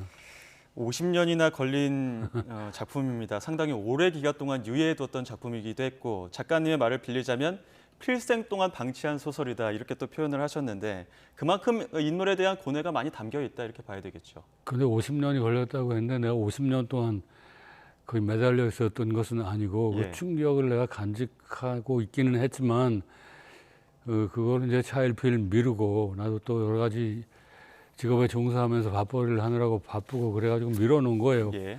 그렇지만 내 마음속에 떠난 적은 없었습니다. 그걸 이제 금년 1월부터 쓰기 시작해서 완성한 것이죠. 예, 책 이야기를 조금 더 해보겠습니다. 소설 속에 있는 이게 안중근 의사가 조금 낯설다 이런 평가들도 많이 나오고 있습니다. 그동안 뭐 그 영웅성에 주목했던 작품들이 꽤 많이 있었는데 이 하얼빈 속의 안중근은 조금 이전과 비춰졌던 안중근보다는 좀 다른 모습들이 있다 이렇게 좀 얘기를 하고 있더라고요. 네, 안중근 의사에 관한 기록이나 소설, 무슨 연구서, 보고서, 다큐멘터리 이런 것들은 굉장히 많죠. 예. 한국에서 나온 것, 뭐 북한에서 나온 것도 있고 중국에서 나온 책들도 있습니다. 예. 제가 이것을 다 읽어본 것은 아니지만 제가 읽은 한도 안에서 말씀드리자면은 거기서 안중근은 매우 그 이야기 속의 안중근처럼 그려져 있어요. 설화 옛 이야기에 나오는 영웅, 소년 영웅, 청년 영웅처럼 그려져 있죠. 근데 저는 여기 이 소설에서 안중근이 우리 그러니까 이웃에 있는 그 청년, 한 생활 속의 청년, 저희 고뇌와 그 망설임과 그런 것들을 간직한 그 인간으로 그리려고 애를 썼던 것이죠. 예. 실제 안중근 의사가 어땠을지 또 궁금해지는 제목들도 많이 나오고 있습니다. 그중에서 거사를 치르기 직전이었죠. 그 전날 밤에 총구를 쥔 자가 살아있는 인간이므로 총구는 늘 흔들렸다 이런 문구도 나오고요. 거사 전날 안중근 의사의 심리를 굉장히 적절하게 묘사를 하셨는데 어떻습니까? 이 가장으로서 독립투사로서 또 천재 교인으로서의 그 안중근의 고뇌를 발견했던 부분들이 있다면 어떤 것들이 있을까요? 네, 지금 말씀하신 대로 이 소설에 여러 가지 갈등 구조가 겹치고 있는데 가장 큰 갈등은 이순신과 이도의 갈등이죠. 그다음에 이제 안중근과 그 안중근 천주교 신자였잖아요. 근데 천주교 사제들과의 갈등이 있었습니다. 이 천주교 사제들은 그 영혼은 이제 하느님의 나라에 있고 그 육신은 이제 제국주의적인 속세에 있었던 아주 복잡한 내면을 가진 그 성직자들이었죠. 이런 그 성직자들과의 갈등이 있었고 안중근이 또 할빈에서 거사를 하러 브라디보스톡으로 가고 있던 시점에 안중근의 부인과 아이들은 또 할빈으로 오고 있었거든요. 그러니까 안중근이 그 여러 가지 가족에 대한 갈등이 있었겠죠. 그런 여러 가지 그 중첩되는 갈등의 구조를 소설 안에 들여놓은 것입니다. 그리고 아까 말씀하신 그 총구가 늘 흔들리고 있었다. 그 대목은 그 총을 쥔 인간의 몸에 대해서 쓴 것이죠. 저도 육군에 있을 때 사격 훈련을 해봤는데 이 총구가 항상 흔들리거든요, 조금씩. 근데 교관들은 자꾸만 총구를 고정시키라고 가르치죠. 근데 이게 살아있는 인간의 몸을 반영하기 때문에 아주 미세하게 흔들리고 있어요. 근데 그것은 결국 안중근이 자기의 몸으로 그걸 감당할 수밖에 없는 고뇌를 쓴 것이죠. 총구가 늘 흔들린다는 것은. 그런 자기 자신의 몸과의 갈등 그런 것까지도 거기다 쓰려고 그랬습니다. 예, 뭐 앞서 처음에 말씀하셨던 부분들 중에 이토와 안중근이 하얼빈에서 극적으로 만났다 네. 이렇게 표현을 하셨습니다. 책을 보게 되면 특이한 점이 이토 히로부미에 대한 서술입니다. 네. 그 이토의 내면 묘사를 시도했다는 점이 굉장히 눈에 띄는데 이 두 인간, 그러니까 안중근과 이토의 어떤 두 인물의 내면을 나란히 두면서 묘사를 했던 부분은 어떤 의도를 갖고 있었다고 봐야 될까요? 근데 이토는 그 아주 복잡한 내면을 가진 사람이죠. 이토는 자기 조국 일본을 봉건에서 근대로 전환시킨 일본 최고의 엘리트 집단 중에서 최선봉에 있었던 인물입니다. 예. 그리고 그 인간의 꿈은 근대성에 있었던 거예요. 그 인간 역사 속의 근대성. 근데 예. 근대성에는 양면을 갖고 있는 것이죠. 문명 개화, 합리주의를 통한 문명 개화라는 것은 결국 현실적으로 서구화를 지향하는 것이죠. 예. 그 문명 개화의 목표와 그 또 약육 강식이라는 그 야만성, 이것도 이 양면의 양극단의 모순을 동시에 가진 인물이죠. 그런 인물이 일본을 근대화를 해놓고 그 거대한 세력을 가지고 한반도와 만주로 이제 들어오는 것이죠. 근데 안중근은 그런 거대한 세력에 대해서 그 총알 7발, 단체 7발과 여비 100루블을 예. 가지고 이제 할빈으로 가서 이제 부닥치는 것이죠. 거기서 두 인물의 그 운명이 할빈역에서 만나가지고 이렇게 비극적으로 폭발하는 대목을 제가 쓴 것입니다. 예. 두 인물의 극적인 만남과 비극적인 폭발 이런 말씀해 주셨는데 이 거사 속에 있는 그 비극성 안에서도 희망을 엿볼 수 있다 이렇게 말씀하신 부분은 어떤 그것은 안중근의 희망이죠. 안중근의 희망은 동양평화입니다. 그분이 옥에서 이제 동양평화라는 저수를 했죠. 그것은 예. 그 동양에 대한 그 말하면 토탈 픽처를 제가 만든 것이죠. 예. 그것은 그 민족주의의 개념보다는 상위 개념입니다. 동양 전체가 동양 각국은 한국, 중국, 일본뿐 아니라 인도, 차이나 반도나 인도네시아까지 다 합친 그 거대한 동양이 그 모든 동양이 독립성을 유지하는 것이 동양 평화다라는 그 세계 그 설계를 가지고 있었던 것이죠. 예. 근데 이토의 설계는 정반대였어요. 일본이 이 동양 천지를 일본의 패권으로 하고 안정된 세력을 만드는 이것이 동양 평화다라는 것이죠. 이토는. 그러니까 두 인물의 운명은 불가피하게 이렇게 마주칠 수밖에 없었던 대목에 있었던 것이죠. 예. 근데 안중근의 희망은 동양 평화에 있었던 거예요. 그리고 그 안중근의 희망은 그 총에 있었다기보다는 말에 있었던 말. 그 거사를 치른 다음에 법정으로 가잖아요. 거기서 자기 할 말을 다 하는 것이죠. 이토의 죄악을 성토하고 동양 평화의 그 논리를 거기서 말하는 것이죠. 그러니까 총에서 말로 언어로 넘어가는 과정, 그것이 거기에 이토의 희망이 있었던 것이죠. 근데 그분은 희망을 다 이루고 갔어요. 물론 그의 희망이 그 당대에는 경청되지 않았지만 그 후세에 두고두고 경청이 되는 것이죠. 예. 책을 보게 되면 총 30개 장 중에 정작 거사 내용은 1개 장. 제가 읽어보니까 페이지로는 3장 정도로 좀 표현이 됐습니다. 긴장이 응축된 사건이긴 한데 여러 장면들 중에 거사 내용은 3장 정도로 응축을 하고 나머지 것들을 조금 더 여러 가지 갈래로 이야기를 많이 나누고 있어서 애초에 뭐 이런 사건 자체에 무게를 뒀다기보다 다른 이야기를 좀 조명하고 싶었다 이런 느낌도 들었거든요. 그 소설이 나온 다음에 그런 얘기를 많이 들었는데 독자들이 이 총을 쏘는 대목이 너무 짧다. 근데 거길 기대하고 있었던 것 같아요, 독자들은. 근데 저는 그걸 비교적 짧게 처리했죠. 그 할빈에서 총을 쏘는 대목은 이 사건이 갖는 어떤 물리적 구조 속에서의 클라이막스겠지만 이 내가 쓴 소설 전체는 거기가 클라이막스가 아니고 오히려 그 총을 쏘고 나서 법정에 끌려가가지고 그 동양 평화를 얘기하고 자기가 이걸 할 수밖에 없었던 그 당위성을 설명하는 대목, 그리고 천주교 사제들과의 갈등을 해소하는 대목, 이런 대목이 오히려 더 비중이 있는 것이 아닌가 싶은 생각을 두고 역점을 좀 바꾼 것입니다. 예, 지금 작가님 이야기를 듣고 있는 많은 독자분들은 아마 또 책을 또 새롭게 또 더 재밌게 볼 수 있는 어떤 요령들, 팁들을 좀 받지 않았을까 싶은 생각도 드는데요.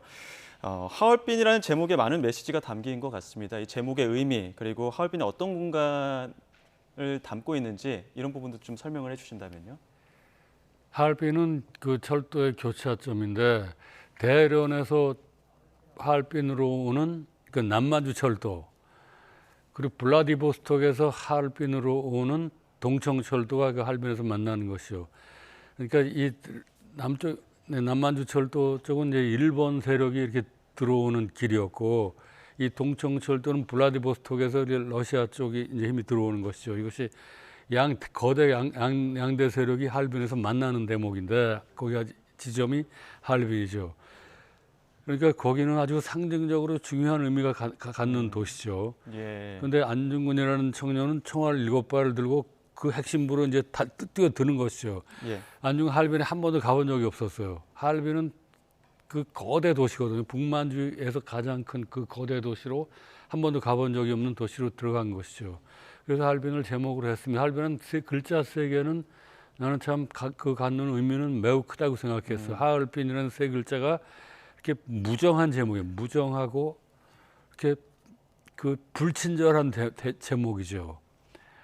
근데 이런 그 대신 그 완결성을 갖는 단어 하얼빈 세 글자가 그 상징성이나 역사성으로 볼 때 그래서 좀 무정한 제목을 세 글자를 제목으로 한 것입니다. 예, 작가님이 지금 하얼빈을 집필하시면서 31살 안중근의 청춘, 그 생명력에 집중했다 이런 또 이야기도 들었습니다. 안중근 의사를 통해 지금 시대에 전하고픈 메시지가 있었다면 어떤 게 있을까요? 안중근은 결국 그 문명 개화로 위장된 약육강식의 시대에 정한 것이죠. 약육강식의 시대. 근데 이 약육강식의 문제는 인간이 아직도 해결하지 못한 문제예요. 아직도 계속 유효한 문제입니다. 인류사에 수많은 혁명이 있었잖아요. 이 혁명은 인간이 약육강식을 견딜 수 없기 때문에 일어난 것이죠. 그런데 이 혁명들은 약육강식을 해결하지 못해서 아직도 인류는 아직도 약육강식 밑에서 신음하는 것이죠. 안중근의 메시지는 영원히 유효한 거예요. 그리고 안중근이 말했던 동양평화라는 것은 지금 더욱 절박한 위기에 처해 있는 것이죠. 어저께까지 뉴스를 봤더니 대만을 둘러싼 그 중국과 미국의 그렇게 참 위태로운 그런 무력 대결이 벌어지고 역시 동양에서도 결국 그 중국이 강대국이 되고 북한이 핵을 무장을 하니까 브로커가 돼가지고 양대 패권이 또 동양에서 이렇게 부닥치려고 그런 위험한 조짐이 벌어지니까 안중근이 외계했던 절규했던 약육강식과 그 동양 평화에 대한 그 메시지는 지금 더욱 생생하게 살아있는 것이라고 생각합니다. 뭐 건강 문제로 절박함이 들어서 지금 회복하시자마자 서둘러서 집필을 하셨다고 들었는데 또 집필을 마치자마자 또 고뇌의 시간을 재촉하는 것 같아서 겸연쩍긴 합니다만 다음 작품 혹시 구상하시는 게 있습니까? 나는 작품을 하나 써놓으면 이제 아무것도 하기 싫어요, 사실은. 그러다가 이제 몇 달 지나면 또 하는데 지금으로서는 좀 쉬려고 그러는데 또 몇 달 지나면 또 뭔가 하게 되겠죠. 그런 예감을 갖고 있습니다. 예, 알겠습니다. 이번 하얼빈이라는 작품도 독자로서는 또 반가웠는데 작가님의 예감대로 또 다음 작품을 통해서 또 어떤 작품이 나올지도 기대해 보도록 하겠습니다. 지금까지 김훈 작가님과 이야기 나눴습니다. 오늘 말씀 고맙습니다. 네, 고맙습니다.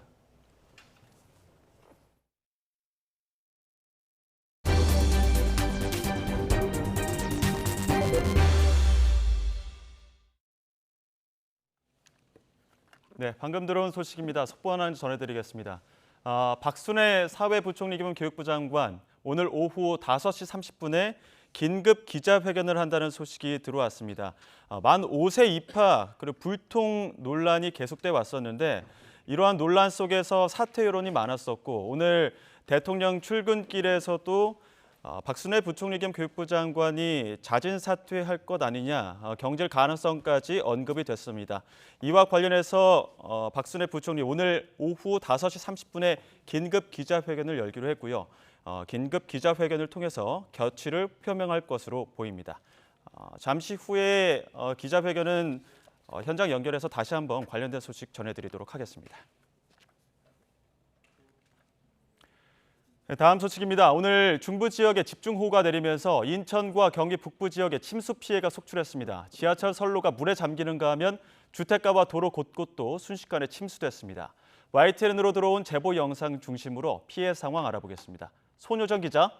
네, 사회 일부입니다. 네, 수도권 일대 짧은 시간 비가 내렸다 그치길 반복했는데 피해가 집중된 지역 보여주시죠. 네, 짧은 시간 동안 강한 비가 인천과 경기 북부 지역에 집중해 내렸는데요. YTN으로 들어온 제보 영상 함께 보시겠습니다. 먼저 동인천역 앞 도로입니다. 도로를 가득 채운 빗물이 말 그대로 강을 이룬 모습인데요. 이번에는 인천 제물포역 앞 도로를 보시겠습니다. 중앙 분리대 위쪽까지 물에 잠겼는데 차량이 움직일 때마다 물살이 일고 반대편으로 물이 튀기기도 합니다. 자칫하다간 사고가 날 수도 있는 위험천만한 상황으로 보입니다. 이곳은 인천 미추홀구 도화동 도로인데요. 대수구에서 역류한 물이 쉴 새 없이 뿜어져 나오고 일대 도로가 황토빛 흙탕물로 잠겼습니다. 또 다른 도로에선 차량이 빗물에 꼼짝없이 갇히면서 행인이 직접 차를 밀어 이동시키기도 했습니다. 주택가와 상가도 잇따라 침수 피해를 겪었습니다. 인천 용현동의 상가 건물에는 1층까지 물이 들이닥쳤습니다. 빗물이 지하로 폭포처럼 거세게 쏟아져 내리는데 안전사고가 우려되는 모습입니다. 이번엔 용현동에 있는 주택가인데요. 빗물이 가득 차면서 음식물 쓰레기통과 각종 쓰레기가 둥둥 떠다니고 있습니다. 거리를 걷는 것도 어려워 보이는데요. 또 다른 주택가에선 지대가 낮은 곳이 순식간에 잠겨 양동이와 빗자루를 동원해도 빗물을 빼기 역부족인 상황입니다. 인천뿐 아니라 경기 북부 지역에도 비 피해가 집중됐습니다. 경기 의정부 중랑천 일대가 범람하면서 근처 주차장이 전부 강물에 잠겨버렸습니다. 주차돼 있던 차량은 바퀴 높이까지 침수됐고 남아있는 표지판을 보고서야 이곳이 주차장이었음을 알 수 있는데요. 중랑천 일대 다른 도로 모습도 보시겠습니다. 사람 허리춤까지 차오른 강물에 차량이 꼼짝없이 갇혀 있습니다. 경기도 양주에서도 배수구에서 물이 쏟아져 나와 도로가 침수되는 피해가 났습니다. 인천 지역에선 한때 지하철 운행도 지연됐는데요. 오후 1시쯤 지하철 1호선 주안역 선로에 물이 차 지하철 운행이 20분가량 지연됐는데 배수 작업이 끝나 지금은 정상 운행되고 있습니다. 지금 수도권 일대 비는 잠시 소강 상태인데요. 비 피해를 막기 위해 강가나 계곡, 산사태 위험 지역은 피하시고 가급적이면 대중교통을 이용하시기 바랍니다. 지금까지 사회 일부에서 전해드렸습니다. 국지성 집중호우가 잦아지면서 도로가 물에 잠기는 일이 빈번하고 빗길 교통사고도 늘고 있습니다. 큰 장마철 도로를 달릴 때 어떻게 하면 사고를 예방할 수 있을까요? 이윤재 기자가 짚어봤습니다. 승합차 배기구조차 보이지 않을 만큼 물이 들어찬 지하차도 느린 속도로 겨우 빠져나갑니다. 도로 흔적도 보이지 않을 정도로 들어찬 빗물 사이로 겨우 지나가는 SUV, 전조등에 물이 닿을 듯합니다. 장마철 집중호우에 도로가 물에 잠기는 일이 반복하면서 나타난 모습입니다.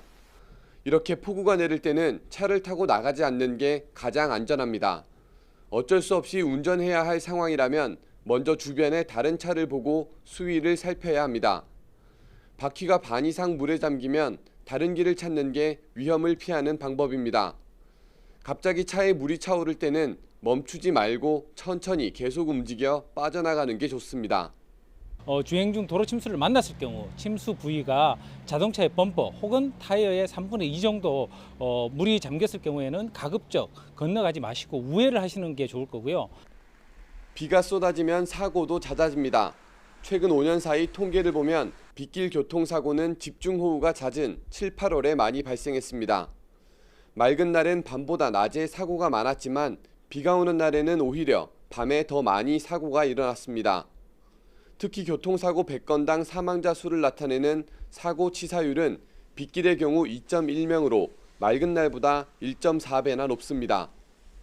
빗길에서 서행, 안전거리 확보가 무엇보다 중요한 이유입니다.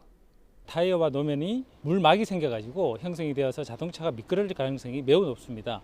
그래서 운전자는 빗길 주행 시에 차량 간 제한 속도를 20에서 50% 정도 낮춰서 주행을 해주시고요. 차량 간 안전거리를 2배 이상 확보하여 또 빗길에 나서기 전에 타이어나 와이퍼 등을 미리 점검하고 운행 중에는 전조등을 켜 다른 운전자에게 내 차의 위치를 알리는 것도 사고 예방에 도움이 됩니다. YTN 이윤재입니다.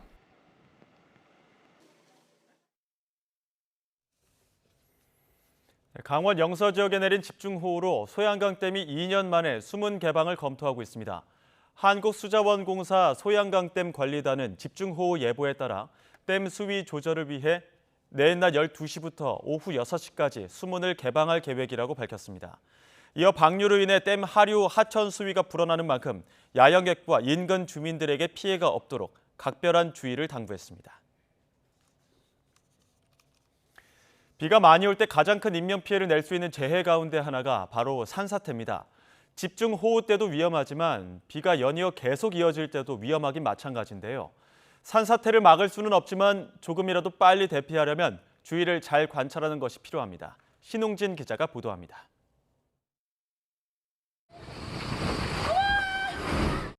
산을 깎아지은 아파트를 향해 산비탈이 무너져 내립니다. 밤새 이어진 폭우 끝에 발생한 산사태에 수십 년 된 큰 나무도 힘없이 쓰러졌습니다. 정부가 지정한 급경사지 붕괴 위험 지역도 산사태 취약 지역도 아니었습니다. 큰 바위가 하나 떨어졌어요. 그 다음에 한 10분 간격으로 토사가 계속 내려오고 다음에 나무가 떨어지고. 지난해 이틀에 걸쳐 350mm가 넘는 비가 온 끝에 산사태가 발생한 마을입니다. 오래전 마을 위에서 전원주택지 공사를 할 때부터 전조 현상이 있었습니다. 황토물이 쏟아져 내려오고 집으로. 작년에요? 어머, 또 돌이 굴러서 내려와서. 밤사이 많이 발생하는 집중호우, 산사태도 이른 새벽에 발생하곤 합니다. 산사태는 미리 막긴 힘들지만 산을 잘 관찰하면 피해를 줄일 수도 있다는 점을 실험은 보여줍니다. 경사도 35도의 지형에 시간당 50mm의 비가 오고 있는 상황을 가정했습니다. 물길이 땅을 깊게 만들어 비탈이 갈라지더니 흙이 흘러내리고 부분적인 붕괴 현상이 발생한 뒤 10시간 만에 폭삭 내려앉습니다. 경사지가 갈라지고 흙이나 돌이 굴러내리지 않는지 잘 관찰해야 합니다. 바람이 심하지 않은데 나무가 평소보다 크게 기울었다면 산사태 가능성을 의심해야 합니다. 표토층에서 새굴이 많이 발생을 하게 돼서 구성함이 이제 이탈해서 굴러 떨어진다거나 아니면은 땅이 밀리는 현상이 관찰된다거나 나무가 심하게 기울거나 흔들리면은 우선 대피하는 것이 바람직하다. 경사면에서 갑자기 많은 양의 물이 솟아도 긴장해야 합니다. 땅 속에 물의 함량이 매우 많아졌다는 의미입니다. 땅 속에서 울림이 들린다면 집안이 이미 무너지고 있다는 신호이기 때문에 즉각 대피해야 합니다. 산사태는 도시에서도 발생할 수 있습니다. 비가 올 때는 기상 상황과 함께 산림청의 산사태 경보를 상시 확인하고 대피로와 대피 장소를 미리 파악하는 것이 좋습니다. 대피할 때는 화재 같은 2차 피해 예방을 위해 가스나 전기는 차단해야 합니다. YTN 신웅진입니다.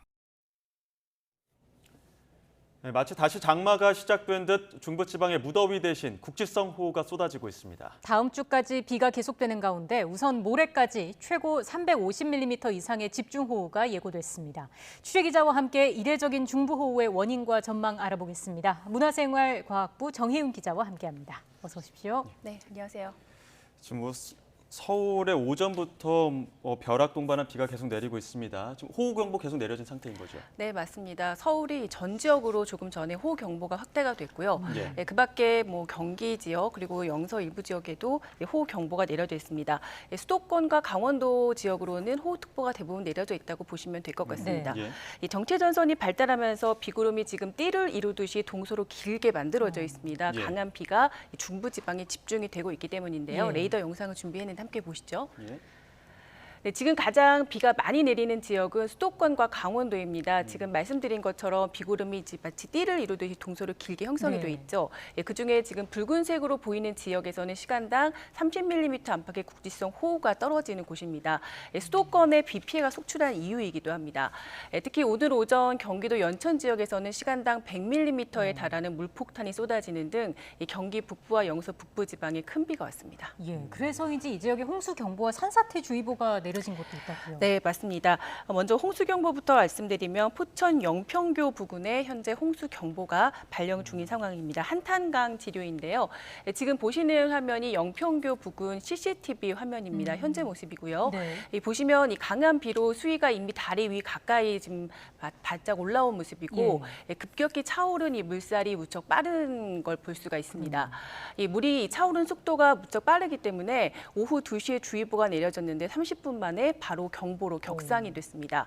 이 지역은 수위가 계속 상승 중이기 때문에 하천 주변 주민들의 각별한 주의가 필요합니다. 특히 같은 지역인데요. 경기도 포천과 연천 그리고 강원도 철원에도 현재 산사태 주의보가 발령 중입니다. 하천 주변은 물론 이 산사태 가능성이 있는 지역에서도 피해가 우려되는 상황입니다. 일단 이 산사태 주의보가 내려지게 되면 우선 산림 인근 지역에서의 이 행동은 자제를 해야 되고요. 그리고 주변 배수로를 좀 정비를 해주시고 TV 등을 통해서 기상 상황과 앞서 말씀드렸던 산사태 예보를 좀 수시로 확인을 해주시는 게 좋겠습니다. 또 이 대피로를 미리 좀 확인을 해주시고요. 비상 상황에서 어느 장소로 좀 대피를 하는 게 좋을지 그 장소도 미리 알아두시면 좋을 것 같습니다. 다만 이 집중호우가 이미 지금 강하게 내리고 있는 상황이다. 그러면 이 집 밖으로 나가시거나 주변 배수로 정리 등을 좀 삼가시는 게 좋겠고 안전한 집안에서 대피를 하시면서 상황을 잘 살피셔야 합니다. 이 산사태 발생 상황을 좀 확인을 한다거나 또 인명 피해가 발생이 될 경우에 이제 구조 요청을 하는 경우가 생기잖아요. 자, 이럴 때는 119 또는 중앙산림재난상황실 042-481-4119번으로 구조를 요청하시면 됩니다. 요즘에 날씨가 점점 이상해지는 것 같아서 장마가 끝났는데도 이렇게 비가 연이어 내리는 이유가 있습니까? 네, 사실 올해 여름은 좀 특이하다 이렇게 말씀을 좀 드릴 수가 있을 것 같습니다. 올해는 사실 사상 첫 6월 열대야가 나타났을 정도로 여름 초반에 북태평양 고기압 세력이 워낙 강하면서 더위가 일찍 찾아왔습니다. 그런데 사실 지금 8월 초반이 가장 더워야 할 한여름 시기잖아요. 그런데 정작 더워야 할 이 한여름에는 북태평양 고기압보다도 북쪽에 이 찬공기 세력이 더 강해지면서 지금 더위보다도 지금 이 중부지방을 중심으로 비구름이 만들어지고 있는 겁니다. 이렇다 보니까 서로 다른 이 두 성질의 기단이 좀 팽팽하게 맞서면서 이 밀고 또 밀리는 현상이 나타나고 있는 것이고 그 경계가 지금 중부지방이 되고 있는 겁니다. 여느 때 같으면은 이 북태평양 고기압이 좀 크게 확장을 해서 이 찜통더위가 전국적으로 이어져야 하는데 지금은 보시는 것처럼 이 북쪽에 찬공기 세력이 강하기 때문에 두 기단 사이에서 마치 장마철처럼 정체전선이 가운데 만들어진 겁니다. 또 남쪽에서 덥고 습한 수증기가 다량으로 좀 유입이 되고 있기 때문에 비구름을 더 강하게 발달시키고 있는 거죠. 특히 이제 밤이 되면서 비구름의 폭이 더 좁고 또 길게 형성이 될 것으로 보이기 때문에 이 중부 곳곳에 시간당 50에서 100mm 가량의 이 물폭탄이 쏟아질 것으로 예상됩니다. 그럼 앞으로 비가 얼마나 더 내릴까요? 네, 지금 앞으로 이 중부지방을 중심으로 최고 350mm 이상의 폭우가 더 내릴 것으로 예상이 되고 있습니다. 이미 수도권에는 오늘 하루만 150mm 안팎의 많은 비가 내렸는데요. 경기도 연천 지역에 171mm, 포천에 140, 강원도 철원 지역에도 137mm의 많은 비가 내렸습니다. 서울은 영등포구에 67mm의 비가 내렸고요. 앞으로 말씀드린 것처럼 가장 많은 지역이 350mm 이상의 비가 더 내리겠고 그 밖에 수도권을 중심으로도 최고 250mm 이상의 호우가 더 쏟아질 것으로 보입니다. 특히 이번 주 북한 지방을 중심으로도 300mm 이상의 많은 비가 현재 예보가 된 상황이기 때문에 임진강과 한탄강 또 북한강 수계 그 하천 주변을 중심으로는 범람 위험이 더 커질 것으로 우려가 되고 있습니다. 하천 주변 지역에서는 각별히 주의를 좀 해주셔야 되겠습니다. 앞서 레이더 영상도 그렇지만 띠가 중부 지역으로 명확하게 있다 보니까 오히려 남부 지방은 무더위가 좀 지속되는 그런 날씨라고요? 네, 맞습니다. 아까 좀 그래픽에서 보셨지만 이 남부지방은 북태평양 고기압의 영향권에 놓여 있기 때문에 무덥고 또 습한 날씨가 이어지고 있습니다. 그리고 열대야도 기승을 부릴 것으로 예상이 됩니다. 남부지방에는 현재 지금 폭염특보가 계속되고 있고요. 특히 경보 지역을 중심으로 이 영남과 제주도 지역은 앞으로 이 낮 기온이 35도 안팎까지 오르고 체감 온도는 더 높을 수도 있을 것으로 예상이 되고 있습니다. 특히 밤 사이에도 열이 식지 않고 좀 축적이 되고 있기 때문에 푹푹 찌는 더위가 점점 더 심해질 가능성이 큰데 올해 8월 6일을 기준으로 해서 온열 질환자 수가 이미 1,241명 그리고 사망자도 6명에 달하고 있습니다. 앞으로 이 무더위가 더 심해지면 심해질수록 더 온열 질환자 수가 늘어날 것으로 보이기 때문에 그 점도 우려되는 부분입니다. 이렇게 양극화한 날씨가 다음 주 초반까지는 계속될 것으로 보인다고요? 네, 그렇습니다. 현재 우리나라 이 북동쪽을 중심으로 기압계 정체 현상을 나타내는 이 블로킹 고기압이 형성돼 있는 상황입니다. 이 동쪽에 이 상하층을 모두 가득 메우는 이 키 큰 고기압이 형성돼 있는 건데요. 이 때문에 서쪽에서 다가온 비구름이 이 동쪽으로 빠져나가지 못하고 정체되는 현상이 나타나고 있습니다. 이 전문가들은 이런 이 한반도 주변의 기압계 정체 현상이 다음 주 초반까지는 지속할 것으로 내다보고 있는 상황입니다. 이 때문에 당분간 중부지방은 마치 장마철처럼 비가 계속되겠고 남부지방은 지금과 같은 무더위 현상이 이어질 것으로 전망이 됩니다. 이 본격 휴가철인 만큼 기습호우에 대한 대비가 조금 더 필요하겠죠. 지금 중부지방은 원래 무더위가 있어야 되는데 비가 많이 내리지 않습니까? 네네. 이 비 그치면 다시 또 무더위 오는 겁니까? 네, 지금 비가 많이 내리긴 하지만 더위가 끝난 건 아닌 것으로 보입니다. 기상청은 앞으로 비가 지난 뒤 중부지방으로 다시 좀 무더위가 찾아올 것이다 이렇게 내다보고 있는데요. 그러니까 북태평양 고기압이 다시 좀 확장할 것으로 예상한 거죠. 하지만 이 8월 말이나 9월 초까지 더위가 이어지는 이 늦더위가 나타날 가능성이 현재로서는 크지는 않아 보입니다. 결론적으로 이 올여름에 가장 더울 시기에 지금 호우가 내렸잖아요. 그렇기 때문에 중부지방의 경우는 극한 더위 없이 여름이 끝날 가능성이 현재로서는 큰 상황입니다. 네, 여기까지 듣도록 하겠습니다. 지금까지 문화생활과학부 정혜은 기자와 함께 이야기 나눴습니다. 오늘 좀 말씀 고맙습니다. 고맙습니다.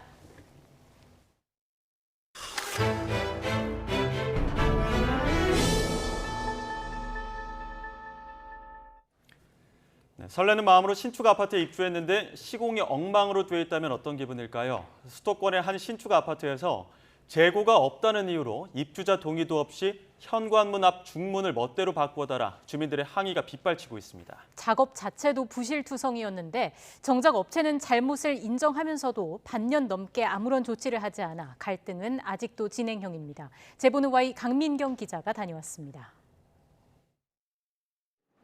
지난 1월 부푼 마음을 안고 신축 아파트에 입주한 35살 A씨는 시공을 마친 집을 보고 아연실색했습니다. 시공사가 연결해준 창호업체에서 100만 원 넘게 주고 맞춘 현관 중문이 전혀 다른 모델로 설치돼 있었기 때문입니다. 사생활 보호가 되는 좀 진한 컬러의 유리였는데 동의를 하지 않았는데도 이제 임의적으로 좀 설치를 해놓은 그런 상황입니다. 더 큰 문제는 시공 상태입니다. 벽과 문 사이가 널찍이 떨어져 있다는 걸 눈으로도 확인할 수 있었습니다. 그러나 업체 관계자들은 이대로 공사를 끝내버렸습니다. 시공사와 창호업체에 원상복구를 요청했지만 돌아온 대답은 황당했습니다. 확실히 문제가 있다라고 말씀을 하셨는데도 그거에 대해서 뭐 환불이나 이런 대안보다는 그냥 임시방편으로 뭘 벽에다가 뭘 부착을 해서 뭐 수정을 해주겠다든지 이런 식의 지금 말만 하고 계시고, 근본 원인은 해결하지 않은 채 책임을 미루길 반년째. 입주민 카페에도 시공 상태가 엉망이란 글이 계속 올라오지만 여전히 뚜렷한 조치는 없습니다. 창호업체는 코로나 여파로 계약했던 모델이 생산되지 않아 부득이하게 동의 없이 시공부터 했다고 해명했습니다. 저희한테 공사를 먼저 좀 진행을 해달라라고 말씀 주셔가지고 저희도 조금 불가피하게 공사를 좀 먼저 하자 보수 요청에는 최대한 빨리 하겠다면서도 기한을 못 박진 않았습니다. 건설사도 비슷한 입장입니다. 이런 민원이 들어왔다는 얘기는 전해주지를 못했어요. 만약 설치 상태가 불량하다면 당연히 하자 보수를 저희가 적극적으로 할 예정이고요. 전문가들은 법적으로 하자 발생 세대에 대해서는 시공사가 책임지고 수리해야 할 의무가 있다고 말합니다. 공동주택관리법에 따라서요. 제30조에 보면 하자 보수 보증금이라는 게 있어요. 하자에 대한 전체적인 현황을 좀 파악을 하셔가지고 다만 시공업체가 하자 보증 기간을 넘기기 위해서 일부러 기한을 끄는 경우가 있다며 입주자 대표회의 등을 통해서 공동으로 대응하는 게 효과적이라고 조언했습니다. YTN 강민경입니다. 어젯밤 대구시에서 한 남성이 위치 추적 전자장치, 전자발찌를 끊고 달아나 교정당국과 경찰이 추적에 나섰습니다. 법무부 대구 보호관찰소는 어젯밤 11시 50분쯤 40살 남성 A씨가 대구 태전동 길에서 전자발찌를 훼손해 도주했다며 최근 사진을 공개하고 제보를 요청했습니다. A씨는 키 171cm에 몸무게 78kg 정도로 짧은 스포츠형 머리와 파란색 반소매 티셔츠, 검은색 바지와 뿔테 안경을 착용하고 있는 것으로 파악됐습니다. 인천해양경찰서는 지난 4월부터 7월까지 마약류 범죄 특별단속을 벌여 필로폰 투약과 양귀비 재배 등 마약 관련 범죄 15건을 적발했다고 밝혔습니다. 지난 5월에는 선원으로 일하는 60대 남성 A씨를 필로폰 투약, 소지 혐의로 구속했고 6월에는 영종도와 강화도 등 섬마을 주거지에서 양귀비를 몰래 재배하던 10명을 적발해 양귀비 1000여 주를 압수했습니다. 오늘 오전 10시 20분쯤 부산 만덕동에 있는 한 아파트에서 외벽 도색 작업하던 40대 A씨가 13층 높이에서 떨어지는 사고가 나 숨졌습니다. 경찰은 줄이 끊어지면서 사고가 난 것으로 보고 공사 현장 관계자의 과실이 있는지 조사하고 있습니다. 버스 운전기사끼리 말다툼을 벌이다가 상대방을 차량에 매달고 달려 다치게 한 40대가 경찰에 입건됐습니다. A씨는 어제 저녁 7시쯤 경기 화성시 병점동 도로에서 자신에게 항의하던 70대 버스 기사를 운전석 유리창에 매달고 출발해 머리 등을 다치게 한 혐의를 받습니다. 인천 미추홀경찰서는 흉기로 부인을 숨지게 하고 장모를 다치게 한 42살 A씨에 대해 살인과 존속살인 미수 혐의로 구속영장을 신청했습니다. A씨는 지난 4일 새벽 0시 40분쯤 인천 미추홀구 자택에서 40대 부인에게 흉기를 휘둘러 숨지게 하고 60대 장모도 찌른 혐의를 받고 있습니다. 범행 직후 도주한 A씨는 나흘 만에 수원에 있는 모텔에서 경찰에 붙잡혔습니다. 대장동 개발 사업에 도움을 주고 아들 퇴직금 명목으로 뇌물을 받은 혐의로 구속 기소된 곽상도 전 의원이 보석으로 풀려납니다. 서울중앙지방법원은 오늘 곽 전 의원의 보석 신청을 받아들였습니다. 지난 2월 구속 기소된 곽 전 의원의 구속 기한은 오는 22일까지였지만 보석 인용으로 구속 6달 만인 오늘 오후 서울구치소에서 석방될 예정입니다. 골프 접대 의혹에 휩싸인 이영진 헌법재판관이 지난주 여름 휴가에 이어 코로나19에 확진돼 일주일 격리에 들어갔습니다. 이 재판관은 당시 골프 모임이 직무와 무관했다며 거취 문제에 침묵하고 있는데요.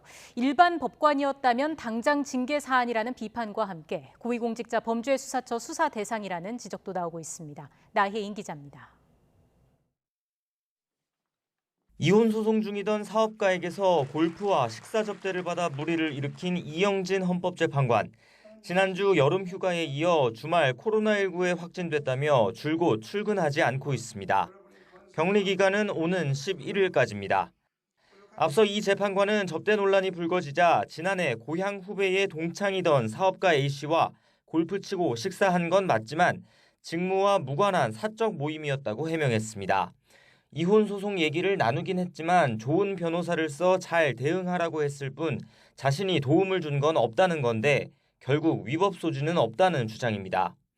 김영란법으로도 불리는 청탁금지법은 직무 관련성이 없을 땐 처벌 대상 금품 수수액을 1회 100만 원 이상으로 정하고 있습니다. 당시 골프비는 30만 원 남짓이어서 돼지갈비집에서 먹었다는 한 끼 밥값까지 더해도 100만 원은 넘지 않을 수 있습니다. 라임 자산운용 사건 때 술 접대를 받았던 검사들이 기소를 피했던 논리와 비슷합니다. 하지만 사업가 A씨는 당시 이 재판관이 소송에 도움을 줄 수 있다는 취지로 말했다고 주장하고 있습니다. 어떤 혐의가 됐든 공수처를 비롯한 수사기관이 대가성이나 직무 관련성을 확인하는 절차는 불가피할 거란 관측이 나옵니다. 단순 골프 접대라도 최소 징계 사안은 된다는 비판도 나오는데 현재 헌법재판관을 징계하는 법령이나 규정은 따로 없습니다. 반면 법원 판사 징계 규칙엔 골프 접대가 징계 부과금 부과 대상이고 라임 사건 때 접대받은 검사들도 96만 원 불기소 세트라는 조롱 끝에 징계는 청구됐습니다. 정치권과 시민단체에선 이 재판관이 아예 직을 내려놓아야 한다는 목소리도 잇따르고 있습니다. 이 재판관은 거치둥에 관한 생각을 묻는 YTN 기자에게 아무 답도 하지 않았습니다. YTN 나혜인입니다. 지난 4월 인천공항에서 일하는 입국대기자 관리 직원들이 해고 위기에 놓여 있다는 보도 전해드렸는데요.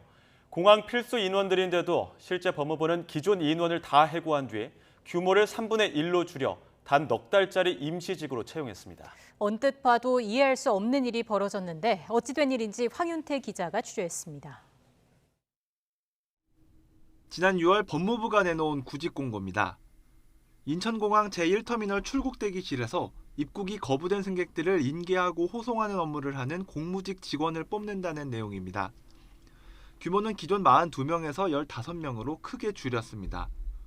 근무기간도 넉 달에 불과합니다. 결과적으로 기존에 근무하던 직원 13명이 선발됐고 나머지 29명은 이달 중순이면 직장을 잃게 됩니다. 설마가 사실이 될 줄 몰랐고 이 실감하는 것을 받아들이고 싶지 않습니다. 그래서 현재로서는 아직까지 없습니다. 법무부가 전례를 찾기 어려운 4개월 단기직 공개 채용을 낸 이유는 뭘까? 이 직원들은 원래 공항 하청업체 소속이었습니다. 그런데 난민 관련 인권 침해 사건이 잇따라 일어나면서 난민 보호는 국가가 책임져야 한다는 이유로 법무부 소속으로 전환됐습니다. 그러나 코로나 위기로 입국자들이 감소했다며 예산을 확 줄여 급한 대로 4개월 단기직 선발을 하게 된 겁니다. 기간이 너무 짧고 처우까지 나빠져 합격해도 찜찜한 상황입니다. 그래서 1년을 두고 뽑는 줄 알았더니 올 연말까지만 딱 예산 확보했다고 거기까지만 딱 잘라서 채용하고 내년에 또 다시 공개 채용을 한다면 조금 있으면 또 채용 공고를 또 내야 되는 상황이 벌어진 거죠. 항공사들도 당황스럽긴 마찬가지입니다. 인솔 시에 이 승객들이 대부분이 고분고분이 저희 항공사의 직원들의 얘기에 따라서 인솔에 따르지 않을 거라는 거죠. 게다가 공항 정상화 조치로 입국 대기자는 큰 폭으로 늘고 있습니다. 국제선 정상화 조치 이후 2달 동안 30배 넘게 늘어 하루 100명꼴로 새 입국 대기자가 생기고 있습니다. 사고도 이어지고 있습니다. 지난달 입국 대기자가 일반 승객과 시비가 붙어 폭행 사건이 일어나기도 했고 보안구역에 침입하는 사고가 이어지는 것으로 알려졌습니다. 법무부는 코로나로 인해 공항 이용객이 급감한 상황에서 예산을 배정받아 적은 인원을 공개 채용할 수밖에 없었다고 해명했습니다. 또 모든 입국 대기자들이 법 위반자는 아니라면서 호송 과정에서는 항공사와 긴밀히 협조하겠다고 밝혔습니다. 결국 코로나 위기로 공항이 사실상 문을 굳게 닫는 상황에서 예산을 받아 공항 정상화 이후 업무에 대비하고 있는 셈입니다. 출국 대기실 직원들은 다음 달 법무부를 상대로 해고 무효 소송을 진행할 계획입니다. YTN 황윤태입니다. 박진 외교부 장관이 오늘부터 사흘 동안 윤석열 정부 고위급 인사로는 처음으로 중국 방문에 나섭니다. 박 장관은 산둥성 칭다오에서 중국의 왕이 외교부장과 한중 외교장관 회담을 갖고 한중 관계를 비롯해 한반도와 지역 국제 문제 등 상호 관심사를 논의합니다. 한중 외교장관 회담은 지난달 7일 G20 외교장관 회의를 계기로 열린 첫 대면 회담 이후 한 달여 만입니다. 최근 코로나19 관련 발열 환자 발생이 없다고 주장하는 북한이 이달 상순 새로운 방역 정책 방향을 결정하는 회의를 열기로 했습니다. 현재 방역 수준을 어느 정도 완화할 것이라는 전망이 지배적인 가운데 오미크론 유행으로 다시 중단됐던 북중 열차 운행이 곧 재개될 것이라는 관측이 나오고 있습니다. 홍주혜 기자입니다. 북한 노동당 중앙위원회와 내각이 전국 비상방역 총화회의를 소집하기로 했습니다. 날짜를 구체적으로 명시하진 않았지만 이달 상순이라고 밝혀 조만간 열릴 것으로 보입니다. 회의 소집 목적은 국가 비상방역 사업의 성과와 경험, 교훈을 전면적으로 총화하고 새로운 방역 정책 방향을 결정하기 위해서라고 설명했습니다. 북한은 지난달 29일부터 코로나19 감염으로 의심되는 발열 환자가 한 명도 나오지 않고 이제는 치료받는 환자도 없다고 주장합니다. 그러면서 방역 형세가 확고한 안정 국면에 들어갔다고 선전합니다. 이에 따라 현행 최대 비상 방역 체계의 수위를 낮춰 경제 활동에 어느 정도 숨통을 틔우려 할 가능성이 제기됩니다. 비상 방역 체계의 단계를 조금 완화시켜서 경제 활동을 보다 좀 원활하게 할 수 있도록 지원하고 이제 자체적인 방역 역량을 강화하는 이제 그런 노력들을 동시에 병행하지 않을까 이렇게 보는 거예요. 다만 전 세계적으로 변이 바이러스 유행이 수그러들지 않는 만큼 북한이 코로나19 종식을 공식 선언하는 대신 일정 수준의 방역은 이어갈 거란 예상도 나옵니다. 이런 가운데 코로나19로 중단됐던 북중 교역이 곧 재개될지 주목됩니다. 자유아시아 방송 RFA는 중국 단둥에서 9일쯤엔 북중 간 화물 열차, 이르면 이달 하순엔 트럭이 다시 운행할 거라고 보도했습니다. 대중국 포위 압박에 대응해서 북한과의 일정한 공동정선을 펼치는 차원, 여러 가지 측면에서 북중 간의 교역을 단계적으로 개방해 줌으로써 북한의 안정성을 부여하는 것이 필요해진 시점이라고 봐야 되죠. 무엇보다 북한은 북중 육로를 통해 필요한 물자를 조달받아야 올해 경제 목표 달성이 가능할 것으로 보고 이 부분에 사활을 걸 거란 전망입니다. YTN 홍주혜입니다. 무력 충돌을 이어가던 이스라엘과 팔레스타인 무장단체가 사흘 만에 휴전에 합의했습니다.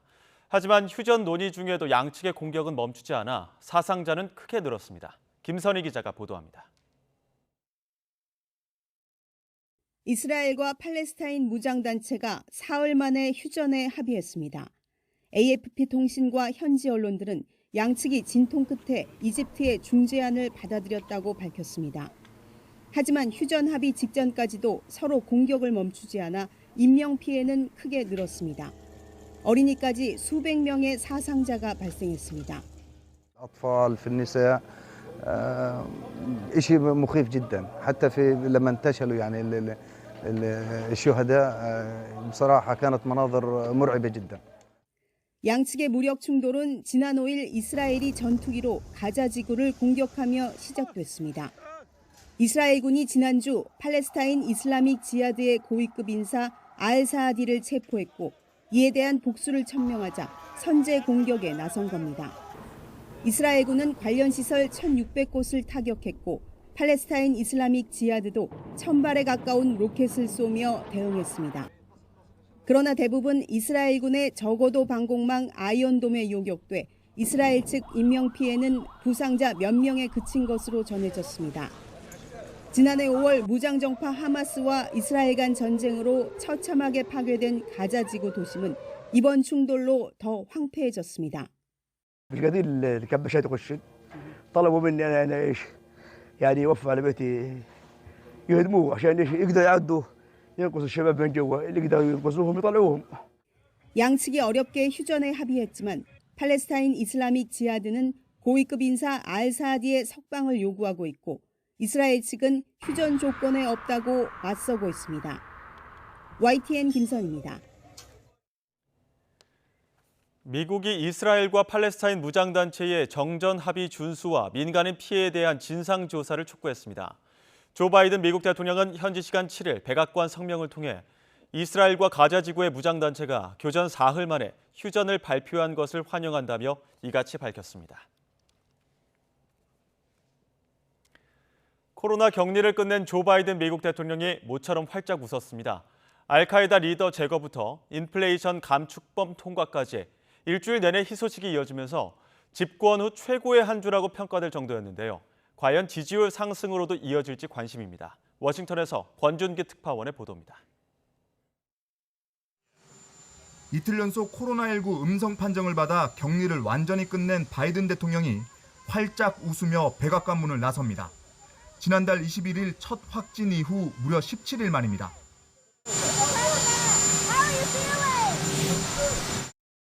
바이든 대통령 표정이 밝은 건 코로나 격리가 끝나서만은 아닙니다. 일주일 내내 백악관에 좋은 뉴스가 이어졌기 때문입니다. 시작은 알카에다 리더 사살작전 성공, 오사마 빈 라덴의 후계자이자 9.11 테러에 깊숙이 관여한 알 자와히리를 드론 공격으로 제거한 겁니다. Now, justice has been delivered, and this terrorist leader is no more. 낙태권을 부정한 연방대법원 판결에 반대하는 주민투표 결과도 처음으로 나왔습니다. 그것도 보수의 아성인 캔자스주에서 낙태권 조항 삭제를 반대하는 것으로 나타나 바이든 대통령 어깨에 힘이 들어갔습니다. 바이든 대통령이 추진하는 경제부양 법안에 반대하던 민주당 내 반대파 시네마 상원 의원을 설득한 것도 큰 성과였습니다. 기후변화에 479조 원 투입, 처방약 가격 인하, 대기업의 최소 15% 법인세 부과 등을 담은 이른바 인플레이션 감축법을 처리하는 데 결정적 기여를 했습니다. 바이든 대통령의 한박 웃음은 7월 일자리 실적 발표 뒤에도 이어졌습니다. 경기 침체 우려를 뒤집고 시장 예상의 2배를 뛰어넘는 고용 창출이 확인되면서 물가 안정에 더 집중할 수 있게 됐습니다. In fact, there are more people working in America than any point in American history. 하지만 데드크로스가 일어난 지 1년째 지지율은 좀처럼 반등 기미를 보이지 않습니다. 가장 최근 나온 여론조사에서 응답자 69%가 경제가 나빠지고 있다고 답했고 국정 지지율은 37% 최저 수준을 이어갔습니다. 석 달 앞으로 다가온 중간 선거의 비관론을 뒤집으려면 더 많은 성과가 필요하다는 관측입니다. 워싱턴에서 YTN 권윤기입니다. 지금도 중부지방을 중심으로 집중호우가 쏟아지고 있어 퇴근길 교통안전에 유의하셔야겠습니다.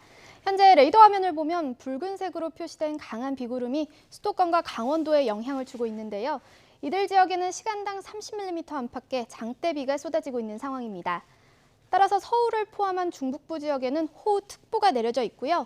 특히 강한 비가 집중되고 있는 경기도 연천과 포천, 강원도 철원에는 산사태주의보까지 발령됐습니다. 이번 비는 목요일까지 길게 이어지겠습니다. 우선 모레까지 예상되는 비의 양은 경기 남부와 강원 남부, 충청 북부에 최고 350mm 이상, 그 밖에 중부 지역에도 최고 250mm의 폭우가 쏟아지겠고요. 강원 동해안과 충청 남부, 경북 북부에도 최고 150mm의 많은 비가 내리겠습니다. 특히 중부와 전북, 경북을 중심으로는 시간당 50에서 80mm 이상의 국지성 호우 가능성이 있습니다. 산사태와 저지대 침수 등 비 피해가 발생하지 않도록 각별히 유의하시기 바랍니다. 한편 남부지방은 당분간 폭염특보가 계속되는 가운데 열대야와 무더위가 기승을 부릴 전망입니다. 날씨였습니다.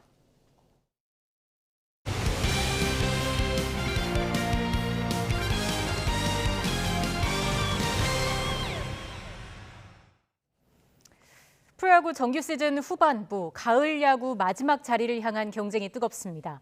불펜진이 무너지며 위기를 맞은 5위 기아와 추격의 불씨를 되살린 6위 두산 중 누가 웃게 될까요? 신윤정 기자의 보도입니다. 끝내기 안타로 팀을 3연패에서 구해낸 기아 베테랑 최영우는 짙은 아쉬움을 나타냈습니다. 전날 충격의 역전패에 이어 또다시 9회에 대거 넉점을 내주며 진땀 승부를 펼쳤기 때문입니다. 연패 끊어서 좋긴 한데 그래도 좋은 것보다는 이번 시리즈 아쉬운 게 좀 커가지고 어제도 그렇고 좀 이길 수 있었다 생각했는데 좀 뒤집혀져가지고 좀 많이 괴로웠죠.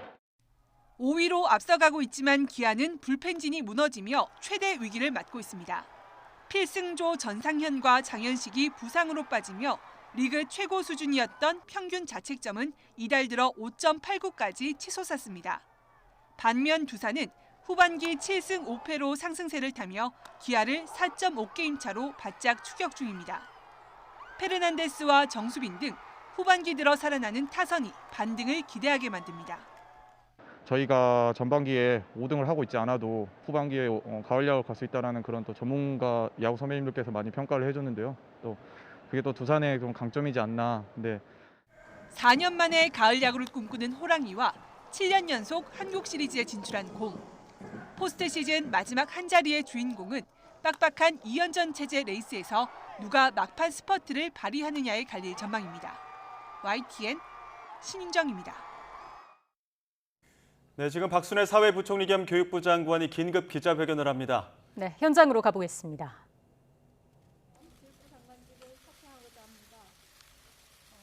제가 받은 교육의 혜택을 국민께 되돌려드리고 싶다는 마음 하나로 달려왔지만 많이 부족했습니다. 학제 개편 등 모든 논란의 책임은 저에게 있으며 제 불찰입니다. 우리 아이들의 더 나은 미래를 기원합니다.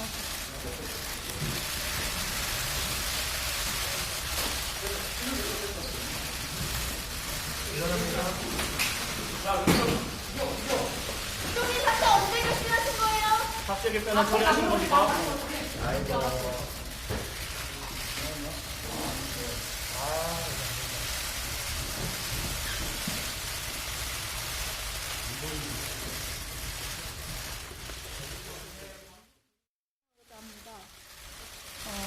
제가 받은 교육의 혜택을 국민께 되돌려드리고 싶다는 마음 하나로 달려왔지만 많이 부족했습니다.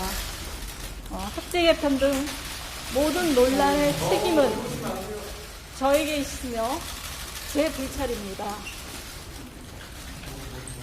우리 아이들의 더 나은 미래를 기원합니다.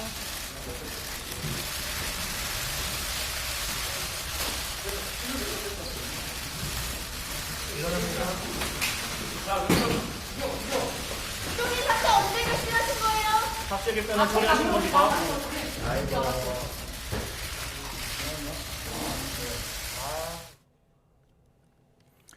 네, 박순애 교육부총리 겸 교육부 장관이 사퇴 기자회견을 열고 사퇴 의사를 밝혔습니다. 네, 학제 개편 등 모든 논란 책임은 박순애 부총리 겸 교육부 장관에게 있고 우리 아이들의 더 나은 미래를 기원한다 이런 사퇴 표현을 밝혔습니다. 네, 지난 5일에 취임해서 한 달여 만에 사퇴를 하게 됐습니다. 자기 논문 표절 등 여러 논란이 있어 왔지만 결정적인 건 지난 7월 29일 대통령 업무보고 내용이었습니다. 이때 만 5세 입학안을 주요 추진 사항으로 발표를 했고요. 이후에 논란이 거셌는데 결국 오늘 자진 사퇴 의사를 밝혔습니다. 조금 전 기자회견이 있었는데요. 다시 한번 그 모습 돌아보고 오겠습니다. 제가 받은 교육의 혜택을 국민께 되돌려드리고 싶다는 마음 하나로 달려왔지만 많이 부족했습니다. 학제 개편 등 모든 논란의 책임은 저에게 있으며 제 불찰입니다. 우리 아이들의 더 나은 미래를 기원합니다.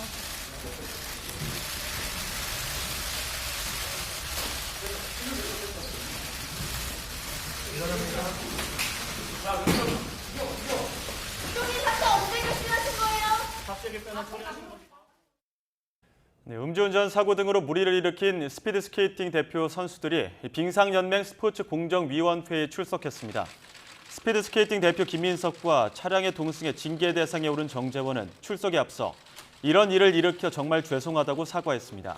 김민석과 정재웅, 정재원, 정선교 등 4명의 선수는 지난달 22일 진천 선수촌 인근에서 식사 중에 음주를 했고 특히 김민석은 선수촌 내에서 충돌 사고까지 일으켜 논란을 빚었습니다. 네, 가장 빠른 종합뉴스 뉴스큐 마칩니다. 이어서 저녁 종합뉴스 이브닝 뉴스가 방송됩니다. 시청해주신 여러분 고맙습니다.